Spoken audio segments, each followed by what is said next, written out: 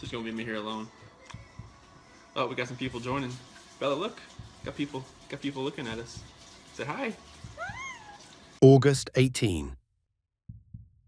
So Chris, it's your house. You can go inside with us if you'd like, or you could stay out here. It doesn't matter to us. Doesn't matter. I mean, free reign, just whatever you got to do. Okay. Like I can chill on the decks on the side of the sun. But Okay. Cool. All right. Whatever you'd like. How long have you guys been married? So we've been together 8 years, married 6 this year. Okay. And this is very unusual behavior? Yeah, we can get that dog out of here. Okay. She's gonna flip. If this stillness holds you, a quiet gesture helps sustain these long-form investigations. Taking a Mr. moment Watts, to why like the did you kill video your or wife and 2 subscribe children? allows stories like this to be examined with the time and care they demand, bringing hidden truths into focus, one layer at a time. Tell them you love them. You're welcome. We love you. Say love you. Candy. Oh yeah, shoot, that's in here. There? Oh, that was No, the doorbell, is that a ring doorbell? like when you got a visitor, it does. But I don't think the speaker is on to where you hear it. Like by. Okay. I guess my question for you is, would it show her leaving with the kids? Did you have any alerts? If she came out here, yes. Like if Did you have any alerts today with that? just when her friends were here. Does it only record when the doorbell rings, or anytime If someone? you're like right here, it should just start. The proximity should hit up. Okay. And if you had anything on that today? Just her friends. And what time was that? 12:10 and about 10 minutes afternoon. Okay. But nothing between the time when she got here this No, morning? like she got here at 2.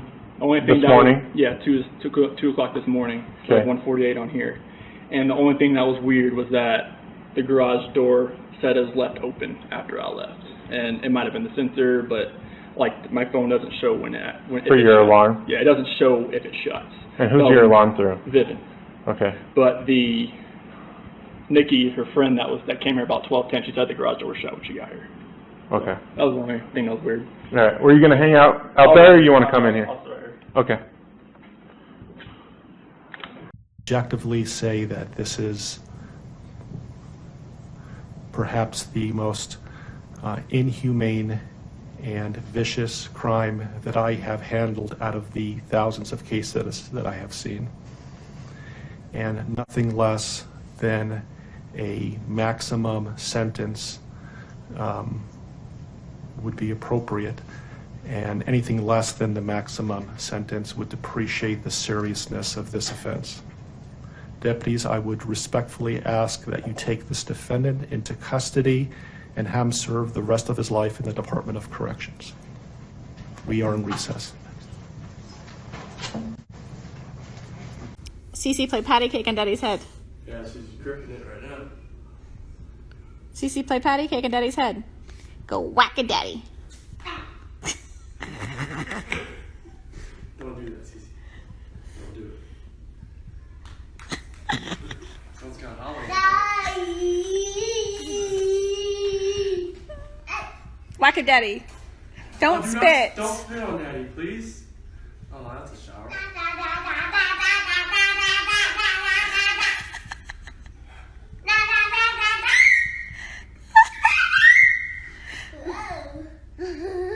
Careful, Bella, don't fall, okay? Whack a daddy. Whack a daddy. One more time, Daddy. Whack a daddy. Whack.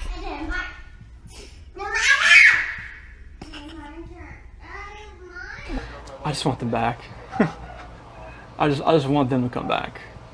And if they're not safe right now, that's what's tearing me apart. Because if they are safe, they're coming back. But if they're not, this has got to stop. Like somebody has to come forward.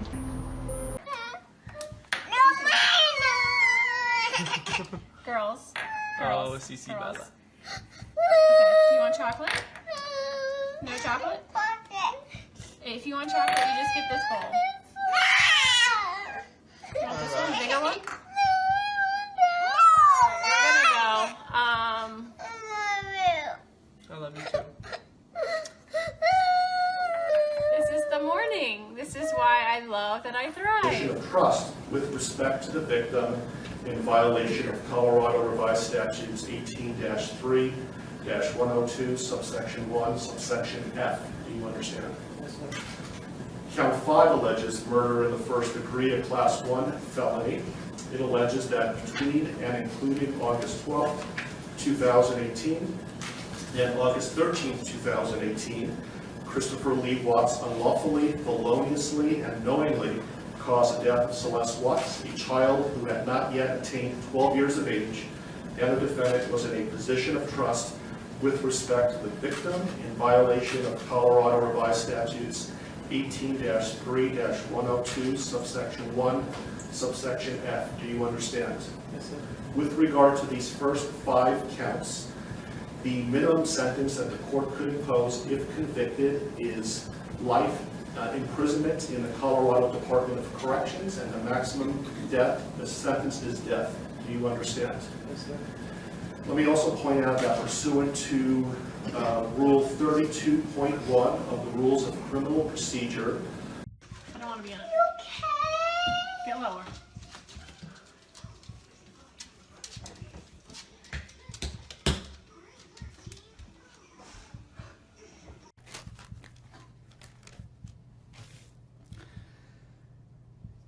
What I'd like to say to the court is that Shannon, Bella, and Nico are loving, caring people. They love life. They love being around people who love them. They always had good times. This is the first time they went to the beach this year, and they loved it. But God only knows what happened that night. Life will never be the same without Shannon, Bella, and Celeste and Nico. Had all their lives to live. They were taken by a heartless one. This is the heartless one, the evil monster, who dare you take the lives of my daughters Shannon, Bella, Celeste, and Nico. I trusted you to take care of them, not kill them. And they also trusted you. The heartless monster, and then you take them out like trash. You disgust me. They were loving and caring people. You may have taken their bodies from me, but you will never take the love they had from me. They loved us more than you will ever know, because you don't know what love is. Because if you did, you would not have killed them. You monster, thought you would get away with this. I don't know how. The cameras do not lie. You carry them out like trash of the house. Yes, I seen the videotape. You buried my daughter Shannon and Nico in a shallow grave, and then you put Bella and Celeste in huge containers of crude oil. You heartless monster. You have to live with this vision every day of your life, and I hope you see that every time you close your eyes at night. Oh, I forgot. You have no heart or feelings or love. Let me tell you something. I will think of them every day of my life, and I love them every day of my life. Prison is too good for you. This is hard to say, but may God have mercy on your soul. I hope you enjoy your new life. It's nothing like the one you had out here. May the courts have no mercy on you. It's hard every day. It hurts in so many ways. I have heard people say that you're not a monster. No, you are not. You're an evil monster. Thank you.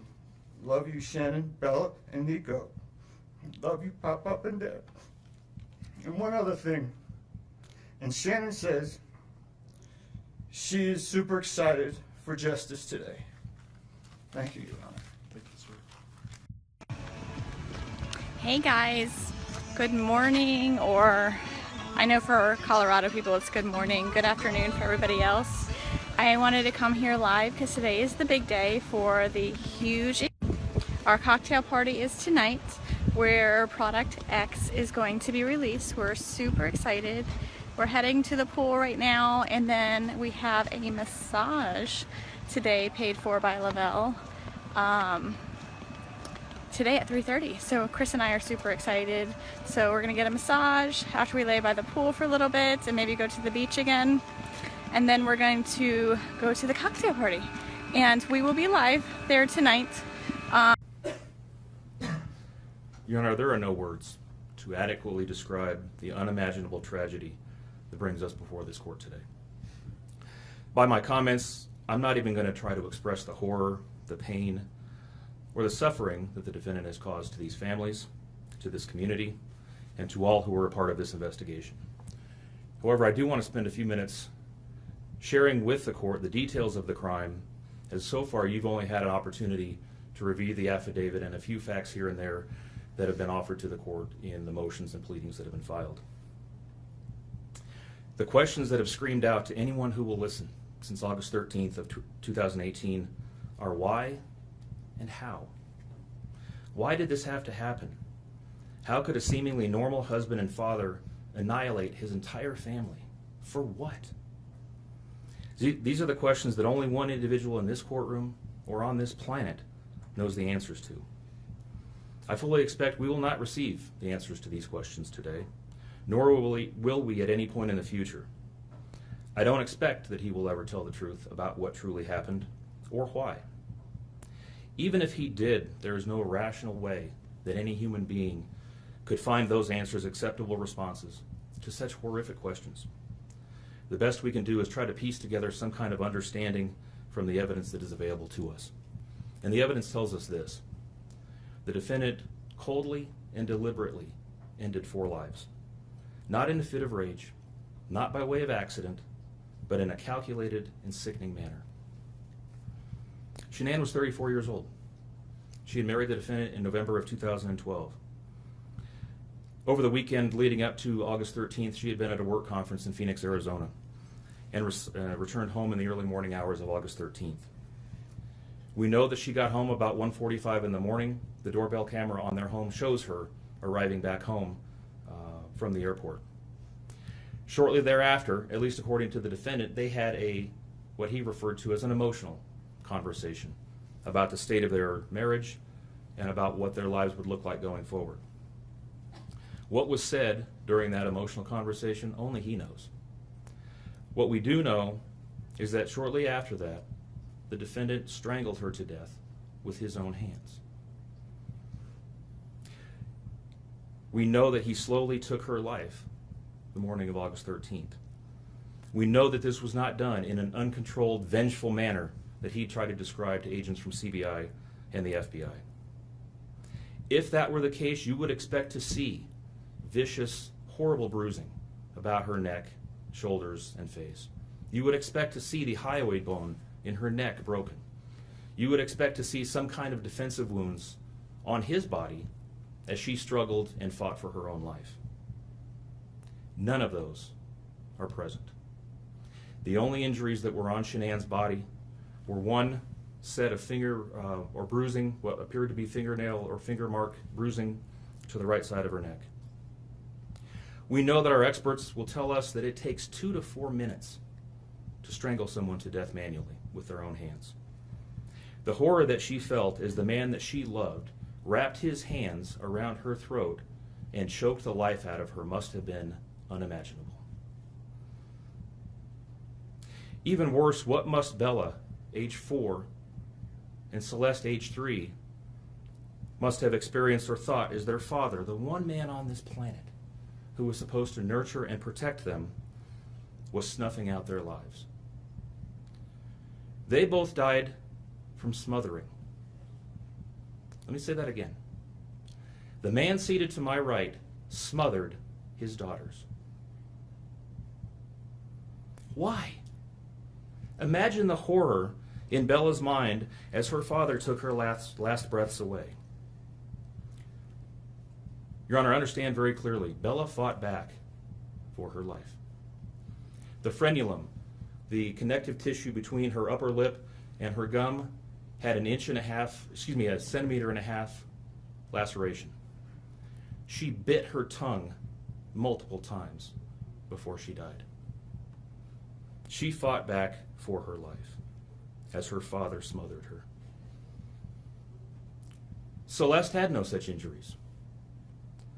In fact, she had no external injuries at all. But according to the medical examiner, she was smothered nonetheless. The defendant then methodically and calmly loaded their bodies into his work truck, not in a hasty or disorganized way. He was seen from the neighbor's doorbell camera backing his truck into the driveway, going back and forth into the house and back out to the truck 3 different times, 1 time for each of their bodies.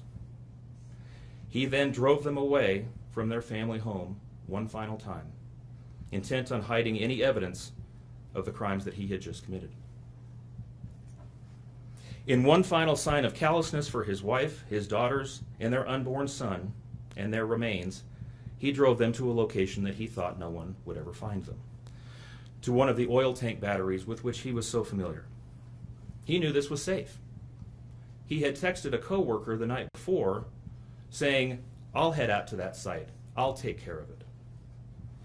He had carefully ensured that he would be alone in the middle of the plains to secrete away the remains of his family in a place that he hoped they would never be found. In one final measure of disrespect for the family he once had, he ensured that they would not be together, even in death, or so he thought. He disposed of them in different locations. He buried Shanann and Nico in a shallow grave away from the oil tanks.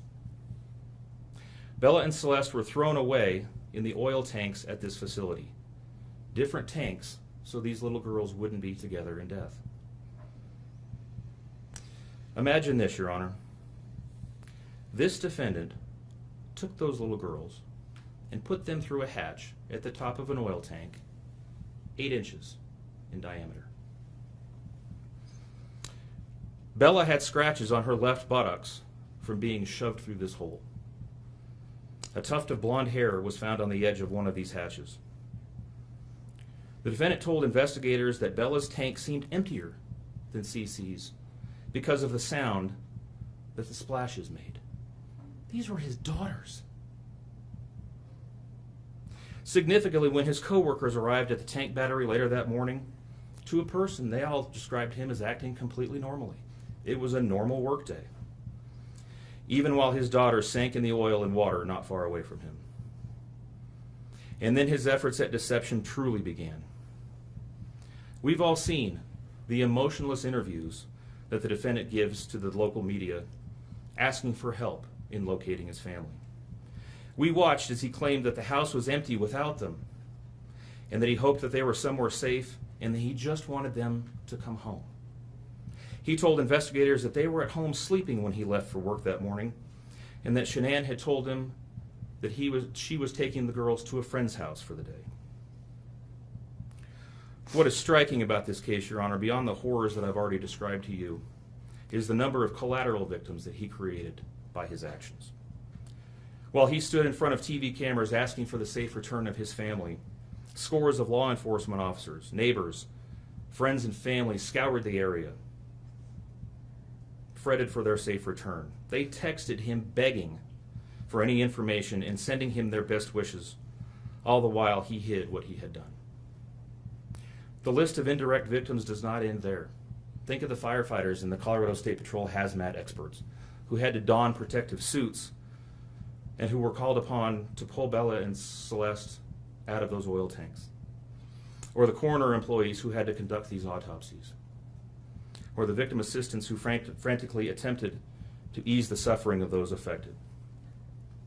All of this, Your Honor, for what? Why? Why did this have to happen? His motive was simple, Your Honor. He had a desire for a fresh start, to begin a relationship with a new love that overpowered all decency and feelings for his wife, his daughters, and unborn son. While Shanann texted the defendant over and over again in the days and weeks leading up to her death, attempting to save her marriage, the defendant secreted pictures of his girlfriend into his phone and texted her at all hours of the night. While Shanann sent the defendant self-help and relationship counseling books, one of which, ironically enough, was thrown in the garbage, he was searching the internet for secluded vacation spots to take his new love in researching jewelry. And while Shanann took the girls to visit family in North Carolina, the defendant went to car museums and the sand dunes with his new girlfriend. The stark contrast between the subjects of their internet and text content is absolutely stunning. Even the morning after he killed them and disposed of their bodies, he made several phone calls. One was to the school where the girls were supposed to start, telling the school that the girls would not be coming to school anymore, that they were being unenrolled, presumably to give him some more time before law enforcement notification about them going missing. He contacted a realtor to start discussing the selling of his house, and he texted with his girlfriend about their future. None of this answers the questions of why, however. If he was this happy and wanted a new start, get a divorce. You don't annihilate your family and throw them away like garbage. Why did Nico, Celeste, Bella, and Shanann have to lose their lives in order for him to get what he wanted? Your Honor, justice demands the maximum sentence under the agreement reached by the parties. As you will recall, the agreement calls for life sentences as to Shanann, Bella, and Celeste, and all of those to run consecutively to one another. It also calls for the count of unlawful termination of a pregnancy as to Nico to run consecutively to counts 1, 2, and 3. I would suggest that the extreme aggravation present in the defendant's conduct and in the efforts that I have described mandate that the sentences for counts 7, 8, and 9, the tampering with a deceased human body, each be the maximum of 12 years, and that those sentences run consecutively to one another. It is very clear that each of these acts, that these were not the subject of one act, but each oil tank that he walked up with his daughter's bodies and the hole that he dug for his wife and unborn son mandate a mandatory consecutive sentence. It's been alluded to this morning, but the defendant was certainly eligible for the death penalty in this case under the existing law in the state of Colorado. As you heard, Shanann's family strongly opposed my office seeking the death penalty and being bound to the criminal justice system for the next several decades. That's in large part, as you've heard, why we have reached the agreement that we have. 4 lives were lost at the hands of the defendant on August 13th for reasons that we will never fully understand, nor will we know. In the end, the Rusick family was much more merciful towards him than he was towards his wife, his daughters, and his unborn son. Prison for the remainder of his life is exactly where he belongs for murdering his entire family. Thank you.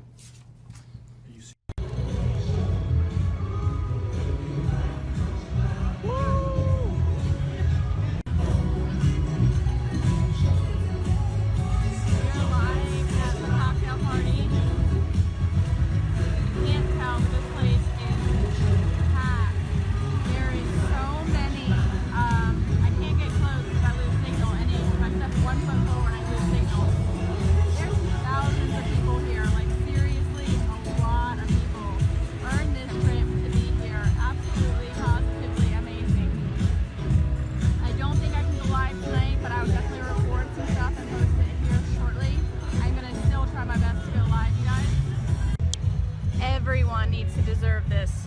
Everyone. Absolutely everyone. Tell them how much fun it is. It's amazing. This place is nuts. It is phenomenal. We're gonna go have some fun. Get to hear what's coming out. It's absolutely exciting. We're super excited. We'll be back here live shortly, guys. Love you.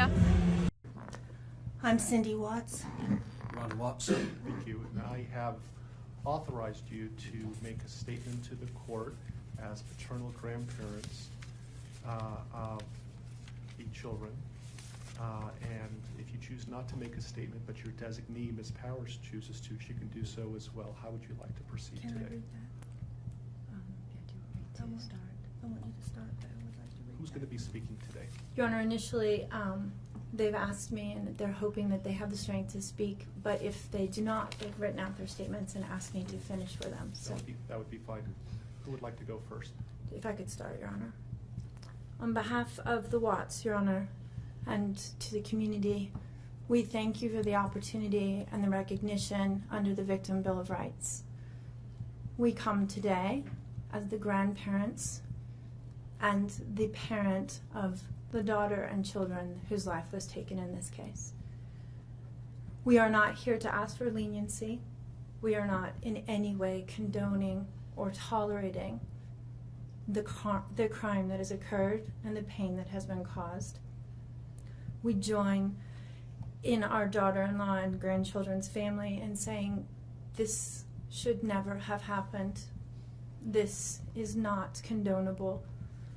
This is something that we will never get over.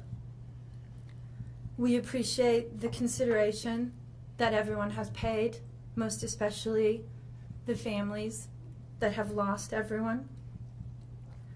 We appreciate that they begged for Christopher's life. We agree and echo what they have said, that it is not his place to take anyone's life, nor would it be our place as a community to take his life. So we thank you for the opportunity and for every consideration and effort that's been put out. The prosecution in this case has in fact respected the Victim Bill of Rights. They took the time to explain that the information that my clients had at the time that they were interviewed was not correct. They were misinformed. They were searching for answers. They were not intending to cause any pain to anyone, and they appreciate that the prosecution answered their questions and gave them the time and the respect and the consideration so that they could tell this court and everyone in this community that the interview content was not their message, that they accept that their son has done this, that they accept that he chose to plead guilty, that he sought and requested their consent and agreement for a life sentence. They appreciate that he is given the opportunity to serve that life sentence. It is his responsibility, it is his sentence, and it is not enough to make up for what has done.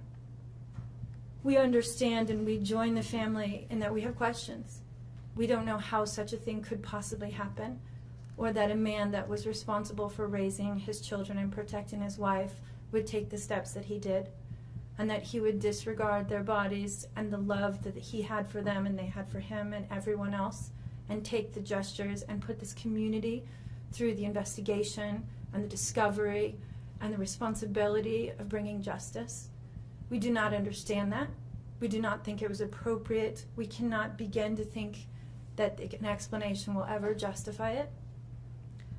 My clients indicate that they understand that a full opportunity for a confession with all of the responsibility and accountability has not occurred. And they support the family and the request that that happen, if not today, at an appropriate time, in an appropriate manner, so that everyone can have peace, to understand to the best of their ability the details that they need and to have their questions answered.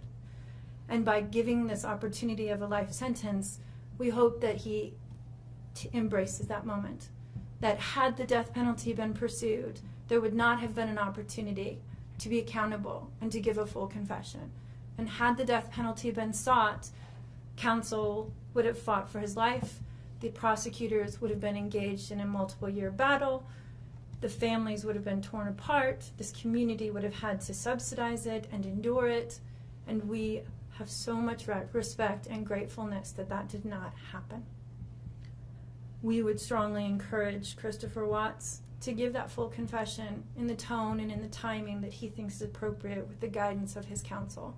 We feel that it would be appropriate and helpful to ease the pain and the suffering. But we also say we don't think that there's anything that he can say that will ever account for his behavior. There's nothing that can be done to cure the harm he has caused. And he has the responsibility to serve his sentence with dignity and with regard for everyone, and to spend every breath that he has left in an atonement for what he has done. Do you want to read it? If I could just have you state your name for the record. Cindy Watts. Thank you. My name is Cindy Watts. I am the grandmother of two beautiful granddaughters, Bella Marie, Celeste Catherine Watts. I am also the mother of Christopher Watts, who I will be directing most of my statement to. First, I'd like to begin by recognizing the absolute horror of this crime and acknowledging the devastating loss that both the Rusek family as well as our family have faced. Our families have been irreparably broken by the needless deaths of Shanann, Bella, Cece, and Nico. This is something we will never get over. We will always mourn the loss of our family, and in that we are united in our grief. I am still struggling to understand how and why this tragedy occurred. I may never be able to understand and accept it, but I pray for peace and healing for all of us. Now to my son Christopher. I have known you since the day you were born into this world. I have watched you grow from a quiet and sweet, curious child who Bella reminded me so much of, to a young man who worked hard in sports and later mechanics to achieve your goals. You are a good friend, brother, father, and son. We have loved you from the beginning, and we still love you now. This might be hard for some to understand, how I can sit here under these circumstances and tell you, although we are heartbroken, although we can't imagine what could have led us to this day, but we love you. Maybe you can't believe it either. As the Lord said in Jeremiah 3:31, I have loved you with an everlasting love. Therefore, I have continued my faithfulness to you. And you, as your mother, Chris, I have always loved you, and I still do. I hate what has happened. Your father and sister and I are struggling to understand why. But we will remain faithful as your family, just as God remains faithful because of his unconditional love for us all. We love you, and we forgive you, son.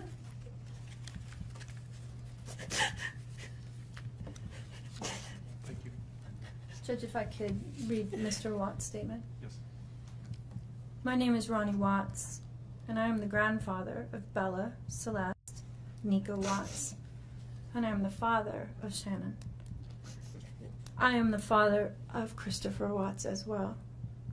And one of the most important things I've done in my life is to raise my children and to watch as they started their own families.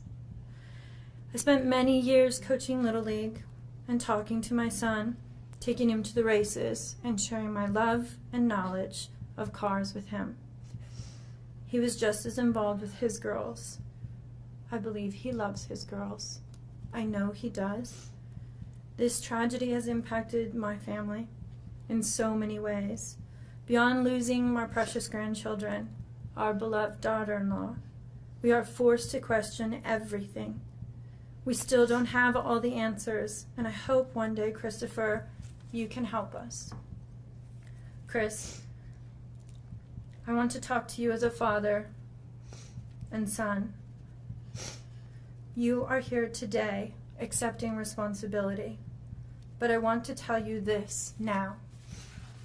I love you. Nothing will ever change that, and I want you to find peace, and today is your first step. The Bible says if we confess our sins, God is faithful and just and will forgive us. Chris, I forgive you, and your sister forgives you, and we will never abandon you, and we love you. Dad. Judge, thank you for the opportunity to address the court. I don't want them to really go in the ocean. I mean, Ready, set, go. Right, set. The pool opens in 2 weeks too. What's the degrees today? 85 last I checked. 120. Wow. No, CC. Yeah. CC, get girl. Oh God. Oh my gosh, are you kidding? She can climb that fence.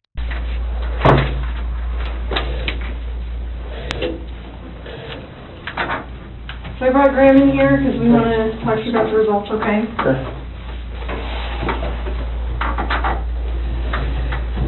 So it is completely clear that you were not honest during the testing, and I think you already know that. You did not pass the polygraph test. Okay. Okay. So now we need to talk about what actually happened. And I feel like you're probably ready to do that. I didn't lie to you on that polygraph, I promise. Chris, I know. Chris, stop. It's time. Just I'm stop for a minute. Take a deep breath. I want you to take a deep breath right now.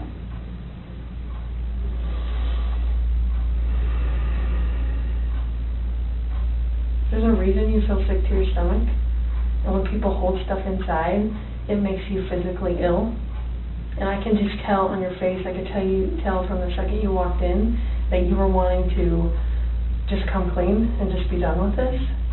And I appreciate that because you knew sitting down in that chair that you weren't going to pass today. And you knew I was going to find out because I told you that. And then you continued to stay knowing that you could, at the end, say, you know what, I just need to get this off my chest. Like, I just need to tell you what happened.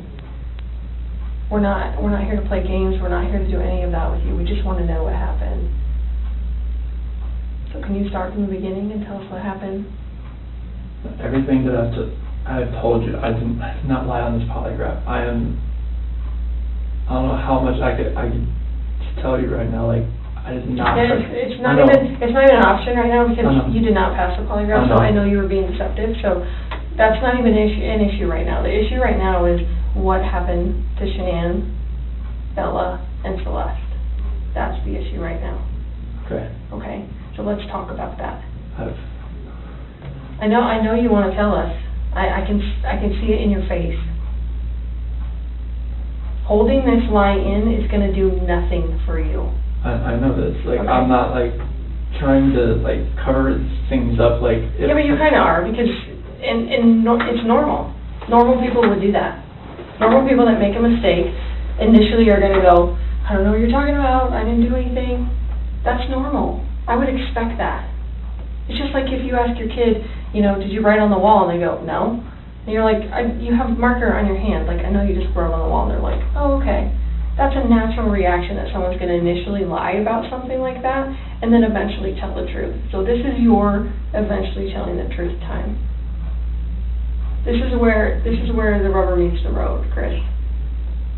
Like, don't let this continue any longer, please. I'm not trying to make anything continue. Like, I want them back home, like. But you know they're not coming back home. You know that. I don't know in the back of my head. I hope they come back home. But you know they're not. I hope they come back home. Mm-hmm. And I don't know they're not coming back home. Chris, Timmy and I are confused, okay? And here's what we're confused about. I told you that we've done some work overnight. Yeah. I told you that we've got a lot of leads, okay? That wasn't a lie. I know. We know a lot more than you think we do, okay? And here's where we're confused. You're this great guy, and I'm not just telling you that, okay? I'm telling you that because everyone tells us that, okay? We can't find anyone to say anything bad about you. Chris is a great guy. He's a good father. He's a good man. We're confused as to why you're not taking care of your beautiful children. I'm not taking care of them right now. Right now. Where are they? I don't know where they're at.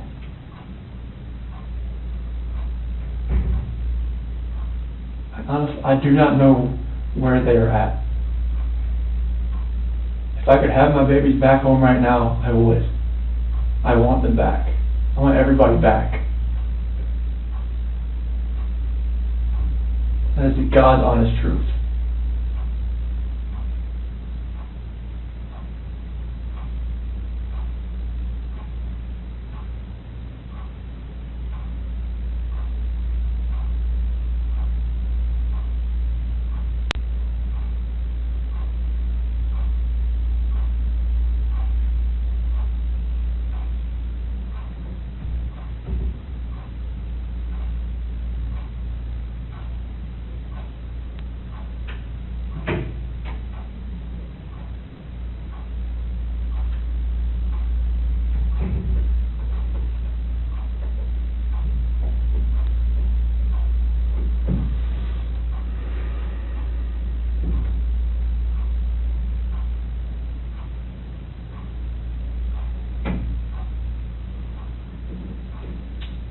keep talking about your family. Okay? We just can't figure out why there's two Chris's. Okay? We talked about that last night. Yes. We just can't figure it out. There's a Chris, okay? If somebody asked me my kid's child routine, I would say, I don't know, go after them all. That's the truth, right? And so it is very surprising to me, and it warms my heart that you're the type of dad who can pack a bag in the morning, and you know just what to put in there, and you know just what to put in there as a backup in case they have an accident, okay? You know what the clothes to put in there, you know what they have for breakfast, you know what they have for a snack, and a dinner, and a nighttime snack. You can tell me the book you read to your daughters, okay? I know you love them. And you're not faking that, are you? It's real, okay? There's a lot of guys who come in here and try to tell me that, and I know they're lying, okay? Because they can't answer those questions that you can answer, okay? But you are here today lying about something else. So we need to talk about that, okay? I cheated on her. I know. And this is very good. I'm not proud of it. Like, I didn't think anything like that could happen. I didn't think I would ever do it, but I did. I know. Keep going. And she accused me of it. I denied it. I cheated on her, and I feel horrible for it. Like, she was pregnant, and it was. I don't want to. I didn't hurt her. I cheated on her. I hurt her emotionally. I cheated on her. And I feel absolutely horrible about this, but that's what I've been holding. When I didn't go to the Rocky game, I was with her. Okay. I went to dinner with her. Okay. Keep going. That 5 weeks I was alone, I was with her most of the time. Okay. You're doing a good job. This is the Chris that I knew would come out today. This is the Chris who tells the truth, because you're a truth teller. When I tell you I fell out of love, it's because I fell in love with her. Absolutely. Okay. I mean, that's God's honest truth. Okay. Who is her?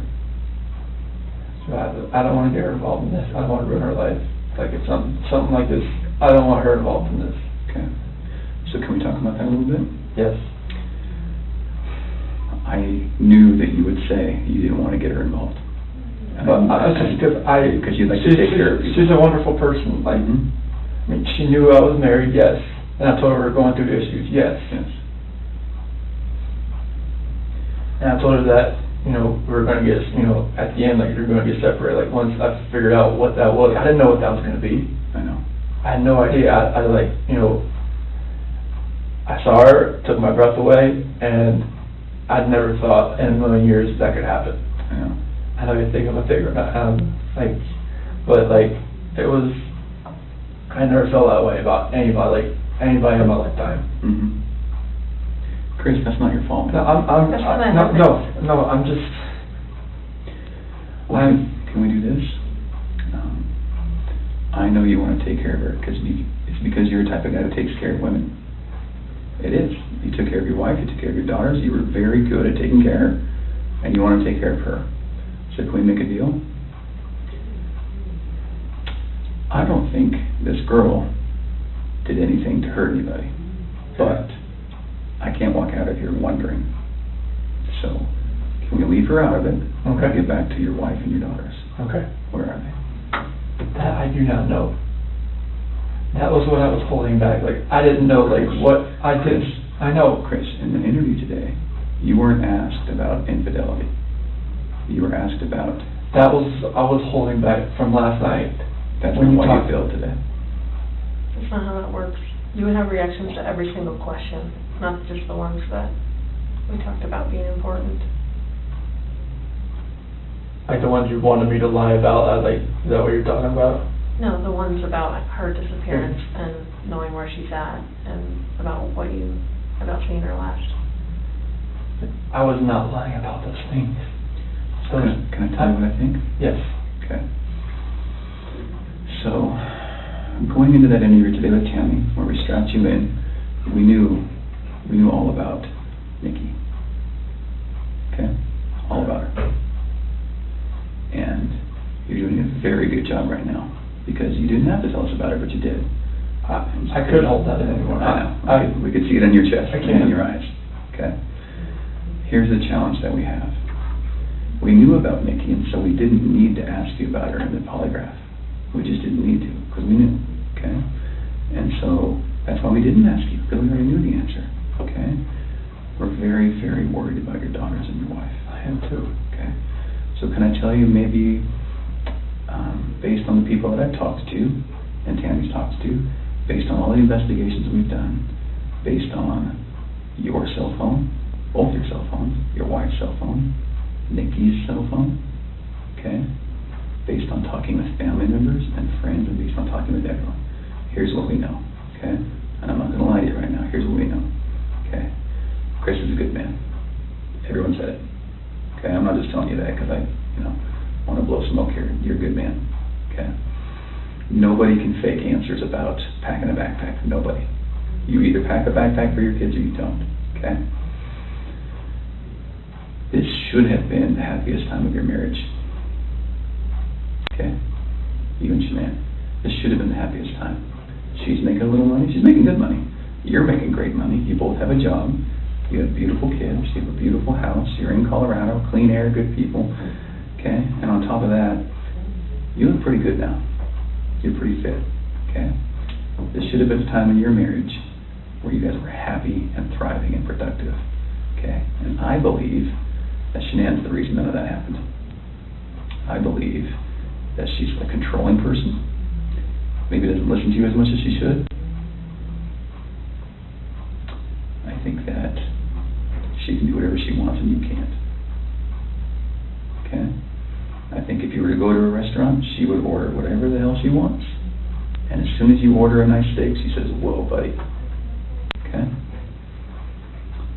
A woman that lets her man do all of the backpack packing and all of the cooking. I'll do all the cooking, but like she cooks I do some things here and there. Okay. That's because you're a good person, and I think that she started on the path to leave the marriage. Okay? It's ironic that we're talking about you and Nikki. I think that she was the one who started on that path first. What do you think about that? I wouldn't have thought about that. Okay. And the other thing I think is interesting is, even though she is that type of person that's controlling, doesn't listen, does what she wants, is walking away from her kids, here you are defending her. Because to your core, you want to take care of the people you love. Okay. And that's the reason why we want to give you an opportunity today to just help us find them. Okay. Will you do that for us?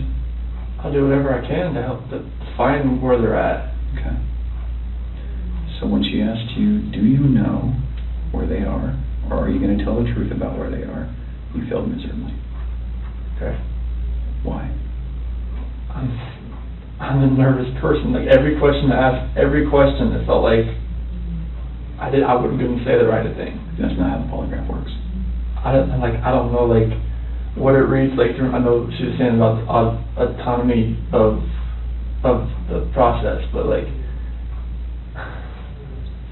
I don't know where they're at. Chris, right now your dad's outside. He flew across the country to help you. Okay. You're lying to him.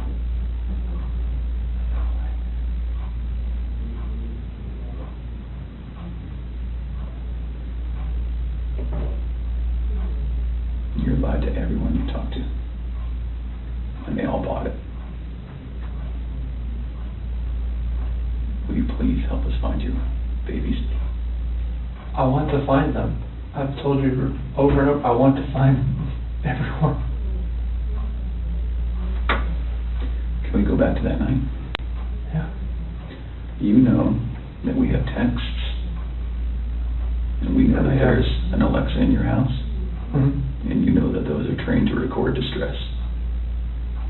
Okay. You know that we know the content of Nikki's text messages and your text messages and Shanann's text messages. Okay? I didn't know you knew where Nikki was until right now, so. Okay. Tell us about that night again, and please tell the truth this time. I told you the truth. I promise I told you the truth. Like, we woke up at 4 o'clock. I woke up at 4 o'clock. Got dressed, got ready. 4:15, me and Shanann talk about the house, about separation. Did you guys talk about Nikki? She accused me of like, all right, well, you know, is there somebody else? Sure. I didn't say it. You denied it? Yeah. Okay. Because she brought up like, you know, like, well, was there a $68 charge on dinner the other night? Okay. Was there 2 of you? And that was with 2 of you, wasn't it? Yes. Okay. That's Nikki. Okay, so it sounds like at that time there was maybe you weren't quite ready to just say, man, this is everything. I couldn't say it. Okay. We were already trying hard enough. I couldn't say that. Okay. What did you say? I just told her like, this separation has to go. I want separation. Okay. Was it her idea to sell the house or yours? She initiated the realtor the week before in an email. Why? Because we were talking about the marital issues. She's like, well, you can't afford to live on her own. Well, she can't afford to live on her own, and I can't afford to live on my own. So she was like, we need to just contact Van and see. And who'd you contact? Well, she contacted Ann, our realtor. Ann? Yeah. Okay. Would Ann say the same thing, that your wife initiated the contact? Yeah. Okay. She would. And then on Monday, I texted her to see if what she could do. Okay. And that's in there too. You probably already knew that. Tell me about the pregnancy. Was that your idea or hers? She said she was about 80-20. Well, when we did the pros and cons of it, like after she got pregnant, she told everybody that it was mainly my idea. Is that true? Yeah, I mean, I wanted a boy. Did you want to get pregnant? Hmm? Okay. And then after the fact, she said it was mainly me that wanted it, and she was about, you know, she was 70-30 against it at that point. Like, she would tell her friends that. Yeah. And I was just like, what, 70-30 against it? Like, why? Okay.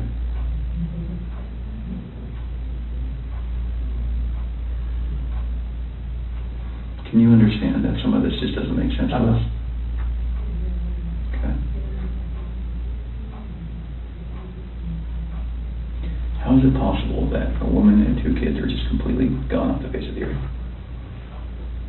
I promise you, I have nothing on my hands I did nothing to those kids or her to make them vanish. So tell me what happened then. I believe you that you did nothing on your hands. What happened? When I left, I mean, it's on video that I left and I was in my truck. I didn't like load anything into my truck besides my tools, my container, my book bag, my water jug, my lunchbox. Okay. But then what happened? I drove out of the driveway. No, before you drove out of the driveway. What happened with your wife and your kids? I didn't do anything like that. They were still in the house. Where are they? Where did they go? I don't know, sir. I really don't know. Your wife's not the type of person to vanish. I know she's not. She had 10 things on her schedule that meant she was going to be there the next day, that day, the day after that, with friends, with a doctor. Okay? She didn't leave because she wanted to. Okay. So what happened? I didn't do anything to her or the kids. Was it an accident? I didn't do anything. Was it an accident? There was no accident. I don't know if there was an accident in the house. I wasn't there for it. It's a big deal if it's an accident, because we can work with that, Chris. No. And I think that's maybe what happened. I did not cause an accident. I didn't do anything to my wife and kids. Was it a misunderstanding? There's no misunderstanding. Like, we had that talk. There was a misunderstanding where I didn't tell her about the affair. Okay. I didn't. That was the misunderstanding. Like, miscommunication, misunderstanding. Yeah. Good. But I probably should have told her right then, honestly. I mean, everything was out on the table anyways. Right. I should have just told her right then. But I didn't, because I just couldn't bring myself to do it. What was your plan? What were you going to do? I mean, how is the separation going to work? Like, once we got separated, I would get my own place, and then 50-50 split with the kids, that's what I was hoping. And what about Nikki? Take it slow and just see if anything develops, like when I'm, at my own place. Okay.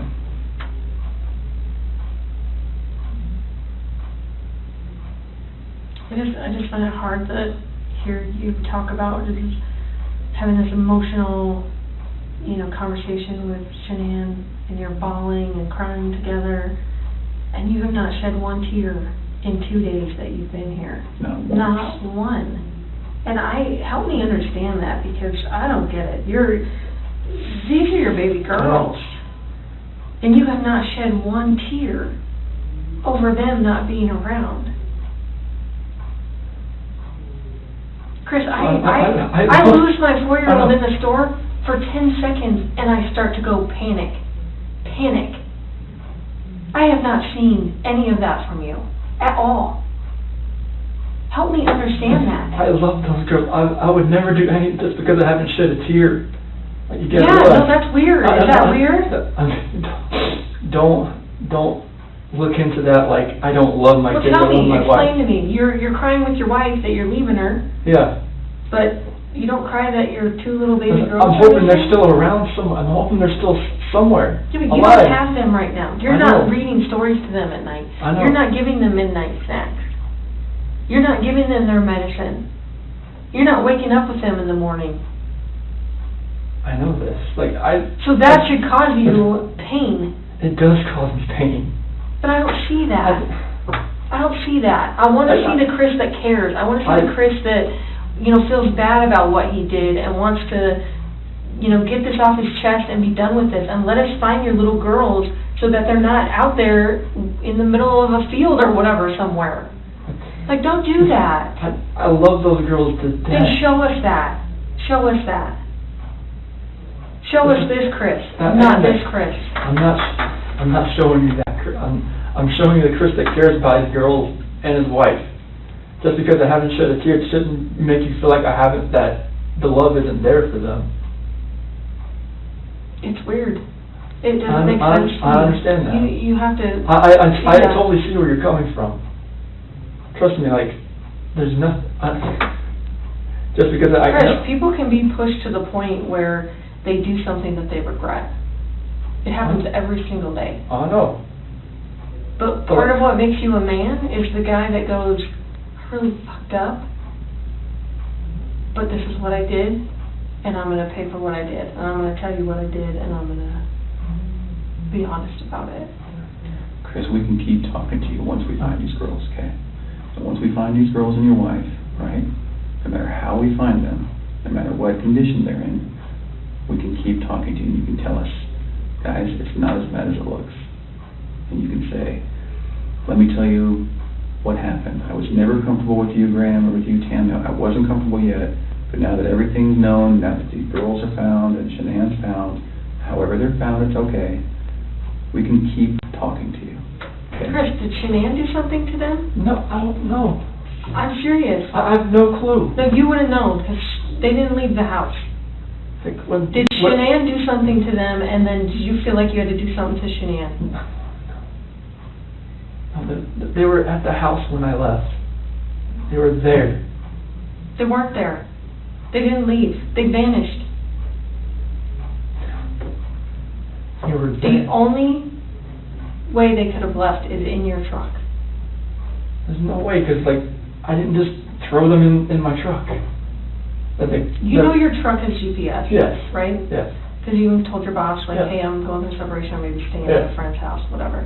You know that thing pings every 10 seconds? Yep. So we will know exactly where you went. And your company's giving that to us. I know.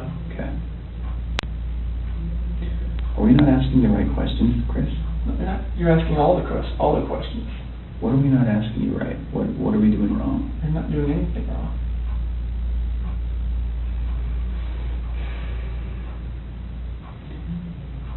Did Shanann do something? If she did anything to these kids, we both love them with all our hearts. There's no way. It could have been an accident. Something happened in the house that you know about.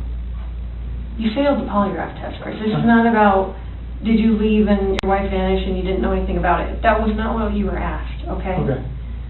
We know that something happened to all three of them. But I want to know, did something happen to these baby girls first that you had to take into your own hands and deal with? You had to clean it up for Shanann. Chris, you gotta tell us. There's something that happened to these baby girls.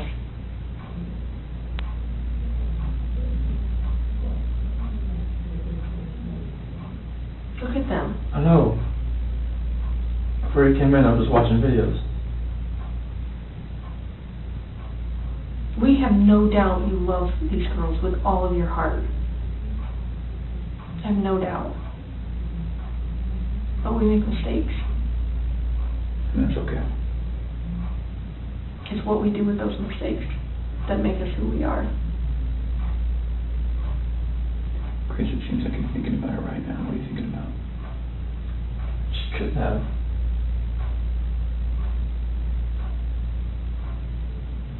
I feel like you cleaned up for her. I feel like that's the type of guy that you are.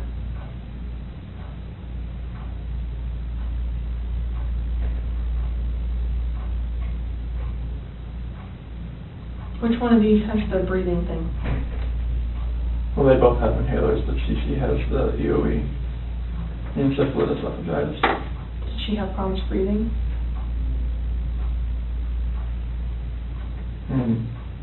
Only like with her allergies and whatnot, like if she had anything next, but she's home with the endoscopies and everything and the surgeries I told you about. Do you think she had trouble breathing that night? And Shanann freaked out? And didn't want to live without her baby girl? I don't think so. Did you hear about the homicide that happened in Aurora, where the guy beat that family to death with a ball-peen hammer? The only person that survived was a 3-year-old sibling. And that sibling grew up to be a total mess. No family, no mom and dad, no brother or sister, just her by herself. She says, I wish I would have died with them. And there are times that people freak out. I've seen it. I mean, I've been in mom for almost 20 years. I've seen it.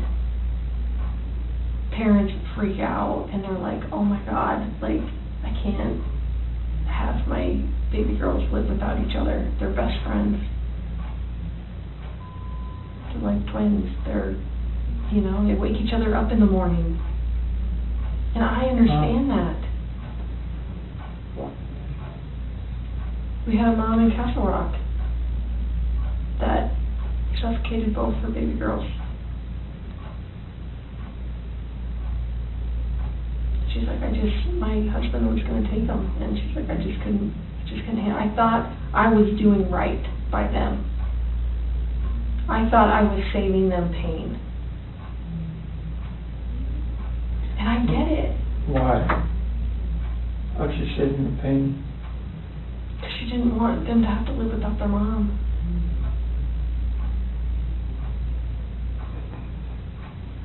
Chris, this is a weight that's going to be on you for the rest of your life until we resolve it tonight.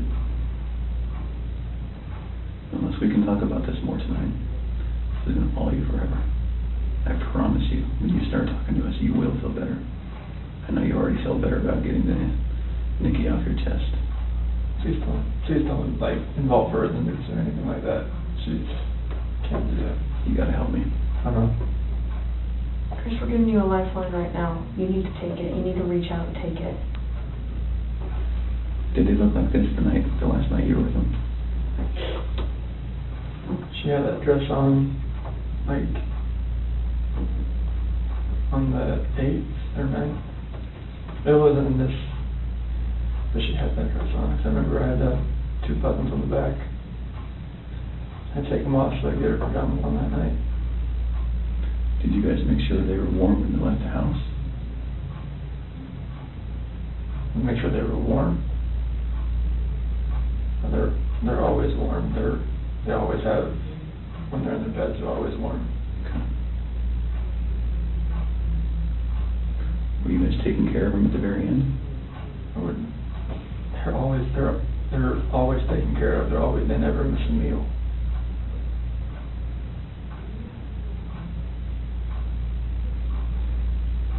Chris, you took them out of the house with their blankets and their animals. Like, that's because you cared. That's what a caring dad does. I mean, I'm always caring for these kids. There's nothing in this for my life.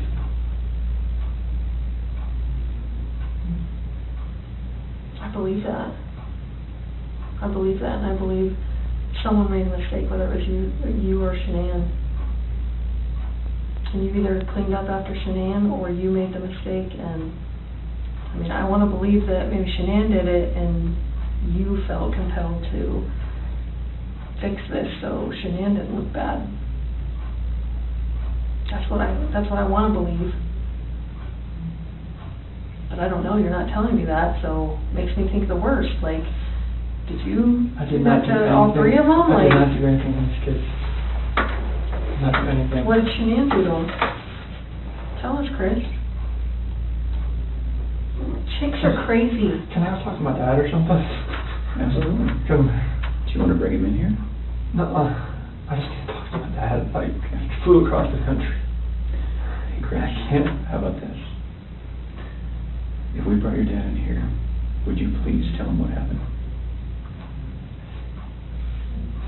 Can I just go talk to him? I've been in here for like 5-6 hours and I'm late.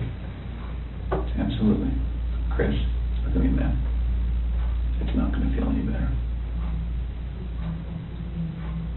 He deserves an answer.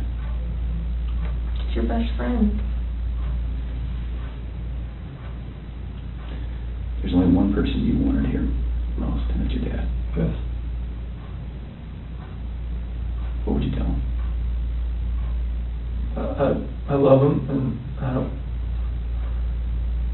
I just want him to be by my side. Okay. He knows more than we do that you're a good man. And he knows as much as you want to protect your wife, Shanann. I think he would tell you to do the right thing. Before we get him... Can I go out there and talk to him? Well, I don't know that you want to do it out there, because there's a lot of people going through the halls. Should we bring him in here? We'll step out. Okay? Can you 2 minutes with him? Okay. Can we just ask a couple more questions?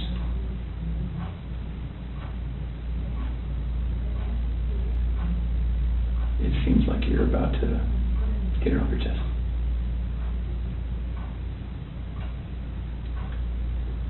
Is there any way that you can help us understand more about Shanann and why maybe something happened, so that we don't get a bad picture about her? And what I mean is, what happened that night with her? As far as like after I talked to her? With the girls. It's like when we were having that conversation in bed there. Mm-hmm. Like when I talked to her about the separation and the house, and she asked me about the affair, and and that's how that conversation went. Okay. She was distraught. She had like mascara running down her face, all that. I mean, it was emotional. Well, how about this? If we bring in your dad, will you promise me that you'll talk to him? I'll talk to him. Okay. Will you promise me that you'll tell him everything? Would it be easier if you told him and he told us? I don't know. Okay. going to be easy or not. I tend to think it's not. I think you're the type of guy that needs to take responsibility because you always have taken responsibility. You've always made the right choice. So I guess I'm just worried that if we bring your dad in here, that could distract you. What do you think? Distract me from, like, talking to you? Yeah. I just need to talk to him. Okay. All right. I know you'll do the right thing. I do. I don't know how long it's going to take. I think that you need to think a little bit more about that. Okay? And you need to realize that your dad is not going to stop loving you no matter what you tell him. You are his child, and he will not stop loving you. Never. Ever. And this is not the last chapter in anyone's story. At all. Okay?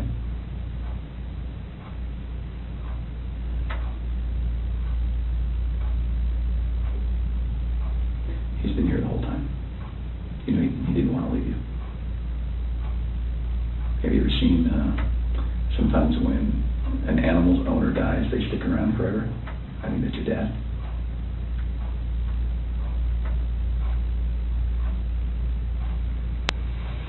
Poor guy didn't want to leave today, okay? So, keep that in mind. He wants to hear it all.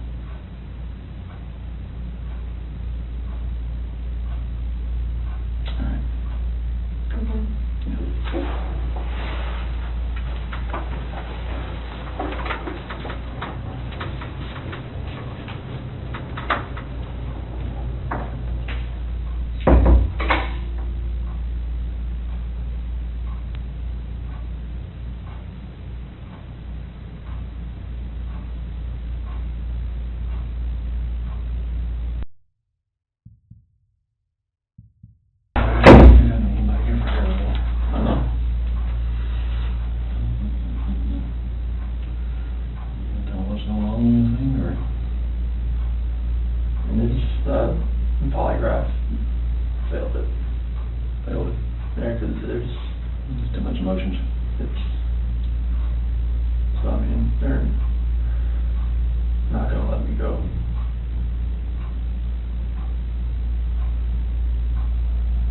Is there any reason why they shouldn't?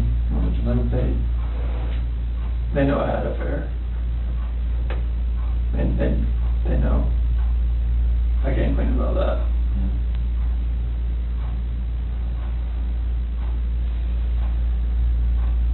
They know you had an affair. Anything else you want to tell me? What's going on, or what happened, or anything? Or you know anything about? When we had that conversation that morning, it was, it was emotional. It was told her about separation and everything like that.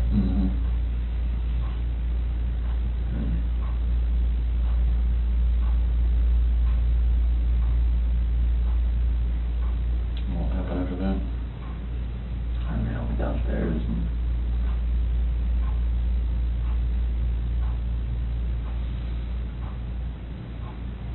I want to protect her. What? I want to protect her. You don't want to protect her? I don't know what else to say. What happened? Huh? She hurt him? Yeah. And then I What now? forgot about her. You hurt her. Did they leave after that, or what? So she started hurting the kids. Paper.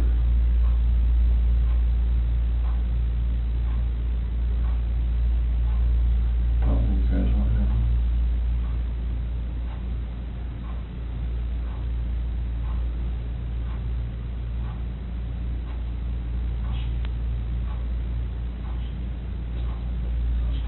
What?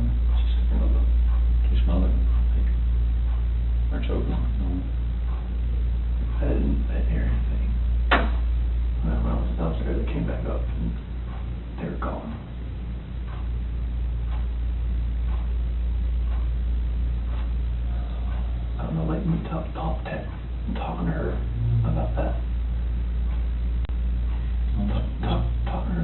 separation and everything about, And she lost it. I don't know, like, what else to say, like, I freaked out.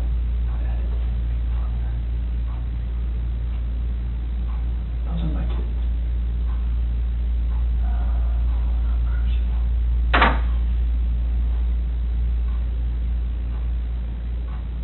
It's very sweet.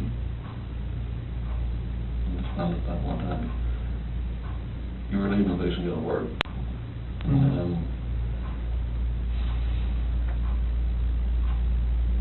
She freaked out over the separation and everything. Like, she laid back down, but that's when I went downstairs, but I heard like a little commotion upstairs, but I didn't think anything of it. And then you went back upstairs and she was...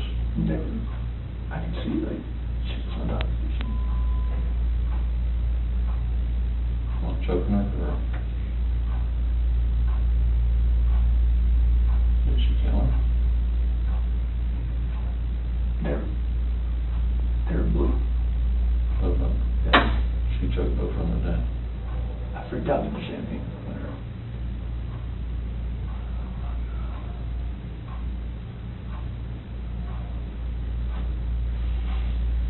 I don't want to say. I don't want to say it though. No, just...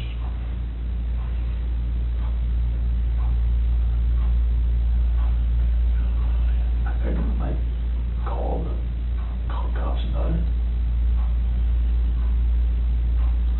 So when you do all the bodies off or something? I mean, I didn't know what else to do. I freaked out. I didn't know nothing else to do. I didn't know what to do. So she killed both CC and Bella, choked them to death.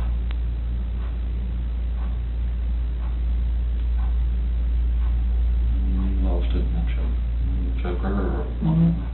That's just rage. I hadn't...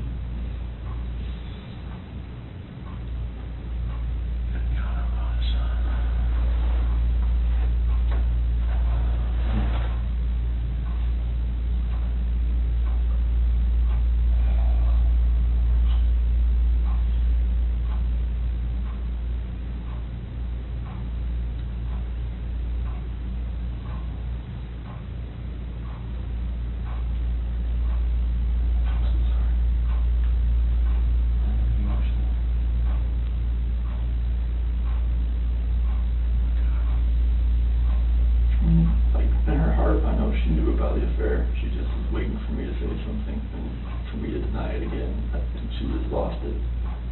So when she went off and you told her about it? That's when the crying, like, happened. And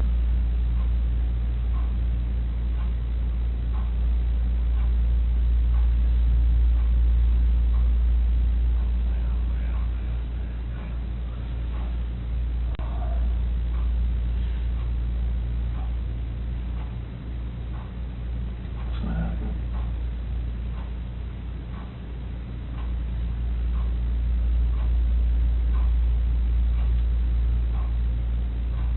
She lost it.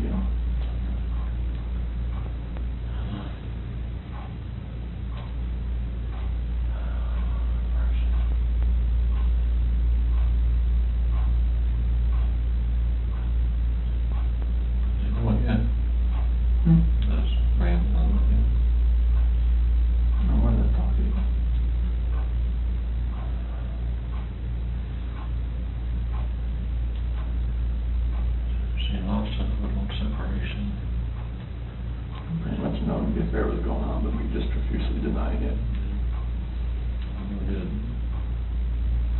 I made a total bunch of all this knew something was going on. She actually killed both her children.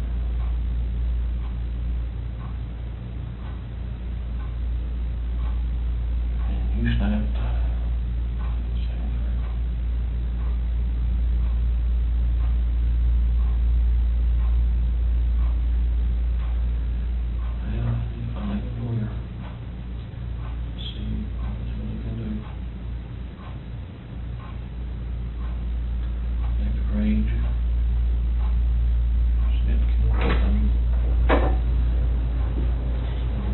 What's that? Doing okay? You sure?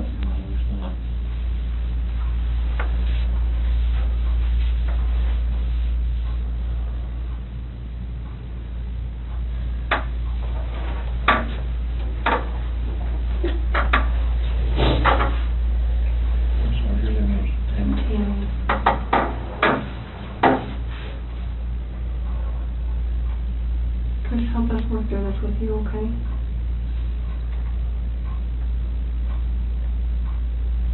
Will you tell us what you told your dad? After that conversation, Take water up there, something. no, you're fine. Yeah. After that conversation we had, and she accused me of the affair, and she, in her heart, she knew what was going on. And she knew about the dinner the other night. It was too much for just me. She knew about what now? When I told her I went to a Rockies game, I went out to dinner.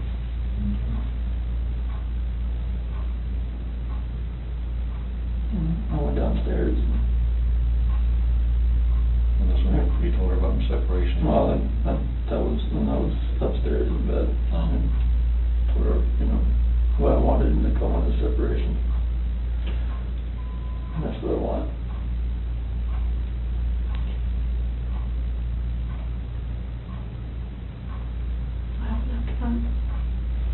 I went downstairs and started packing up a few things. And I heard a couple things upstairs, but I didn't think anything of it. I continued this, own thing and get ready to get everything packed up.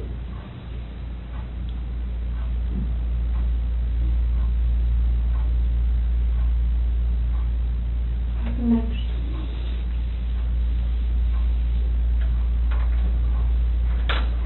I went upstairs and I was going to talk to her again. And I saw on the monitor, those covers were like pulled off and she was just laying there. She was just hot.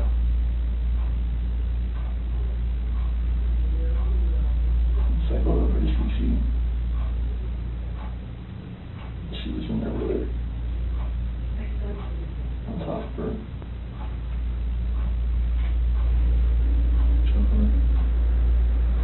Freaked out. I ran in there and got on top of her.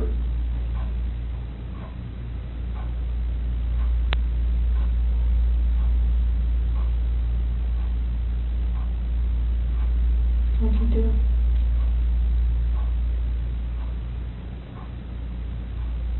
She's blue.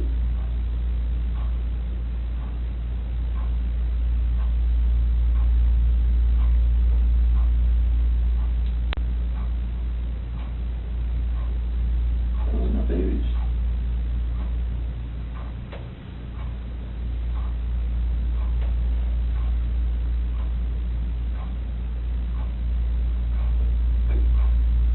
Those are my kids.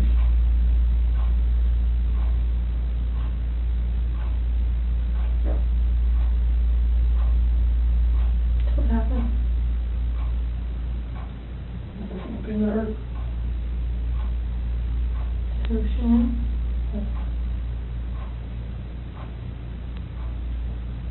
Where were you at?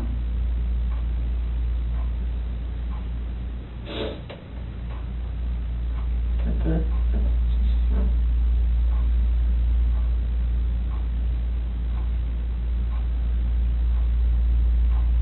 Put it back in our bed. Sure. And do you have that? Okay.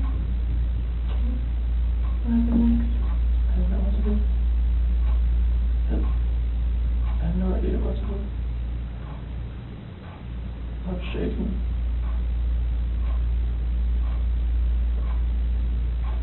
Like both my kids are blue and they're gone.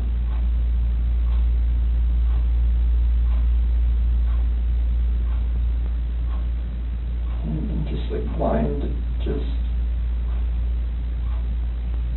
I'm not that person, like, I'm just like, she hurt my kids.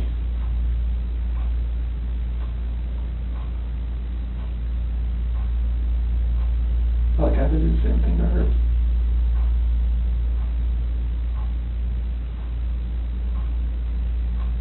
What happened after she was in your bed?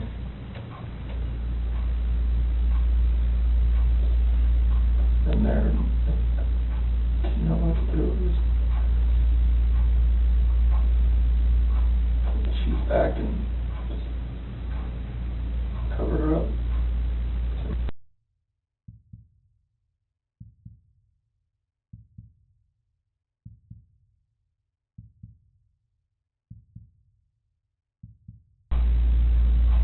Didn't know what to do.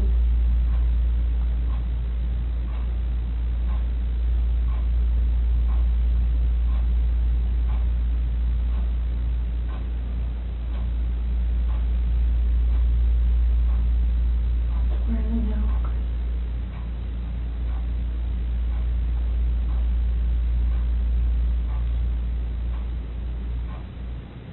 To find your babies.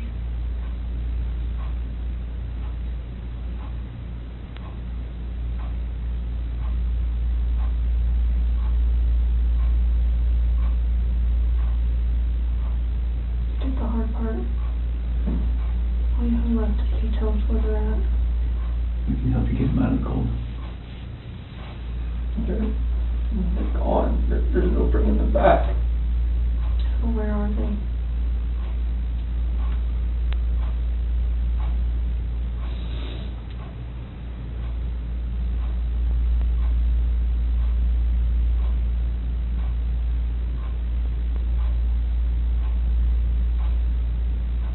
That first location I went to that day.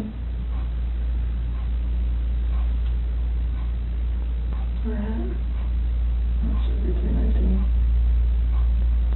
Where at? That location.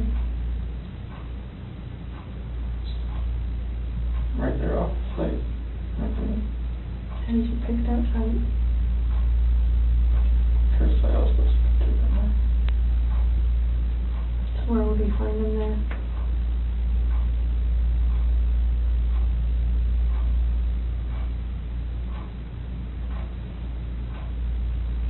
I didn't know what to do. I know. I didn't know what to fucking do. Like none of this made sense. Why would she hurt my fucking girls?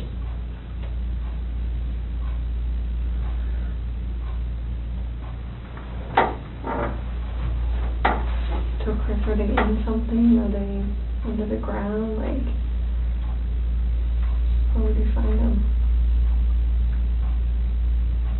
You take us out there? There's no way I want to go out there. I mean, I will if you want me to. I don't want to go. What if you and me and your dad just drove by and you could just say, right there, we could help you just get him out of the cold, you know, take care of him for the last time.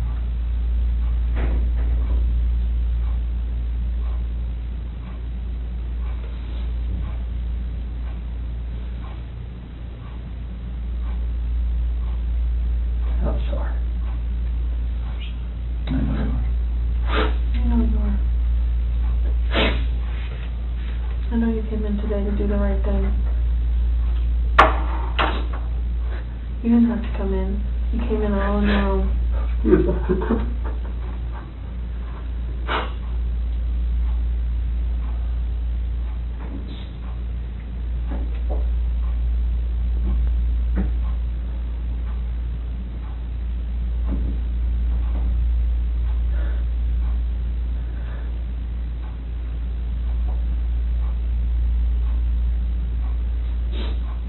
don't think anything less than me.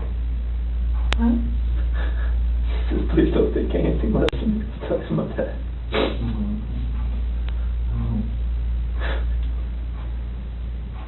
Are they all three out there, Chris? Yes. Okay. What was she doing to Cece? She's just on top of her. My hands around. Hands around what? My neck. You saw it? I saw it on the monitor. Okay. That's why I ran in there. What'd she say? Threw her off and saw Cece was already blue. It's not moving. And just that blind rage, I just did the same thing to her.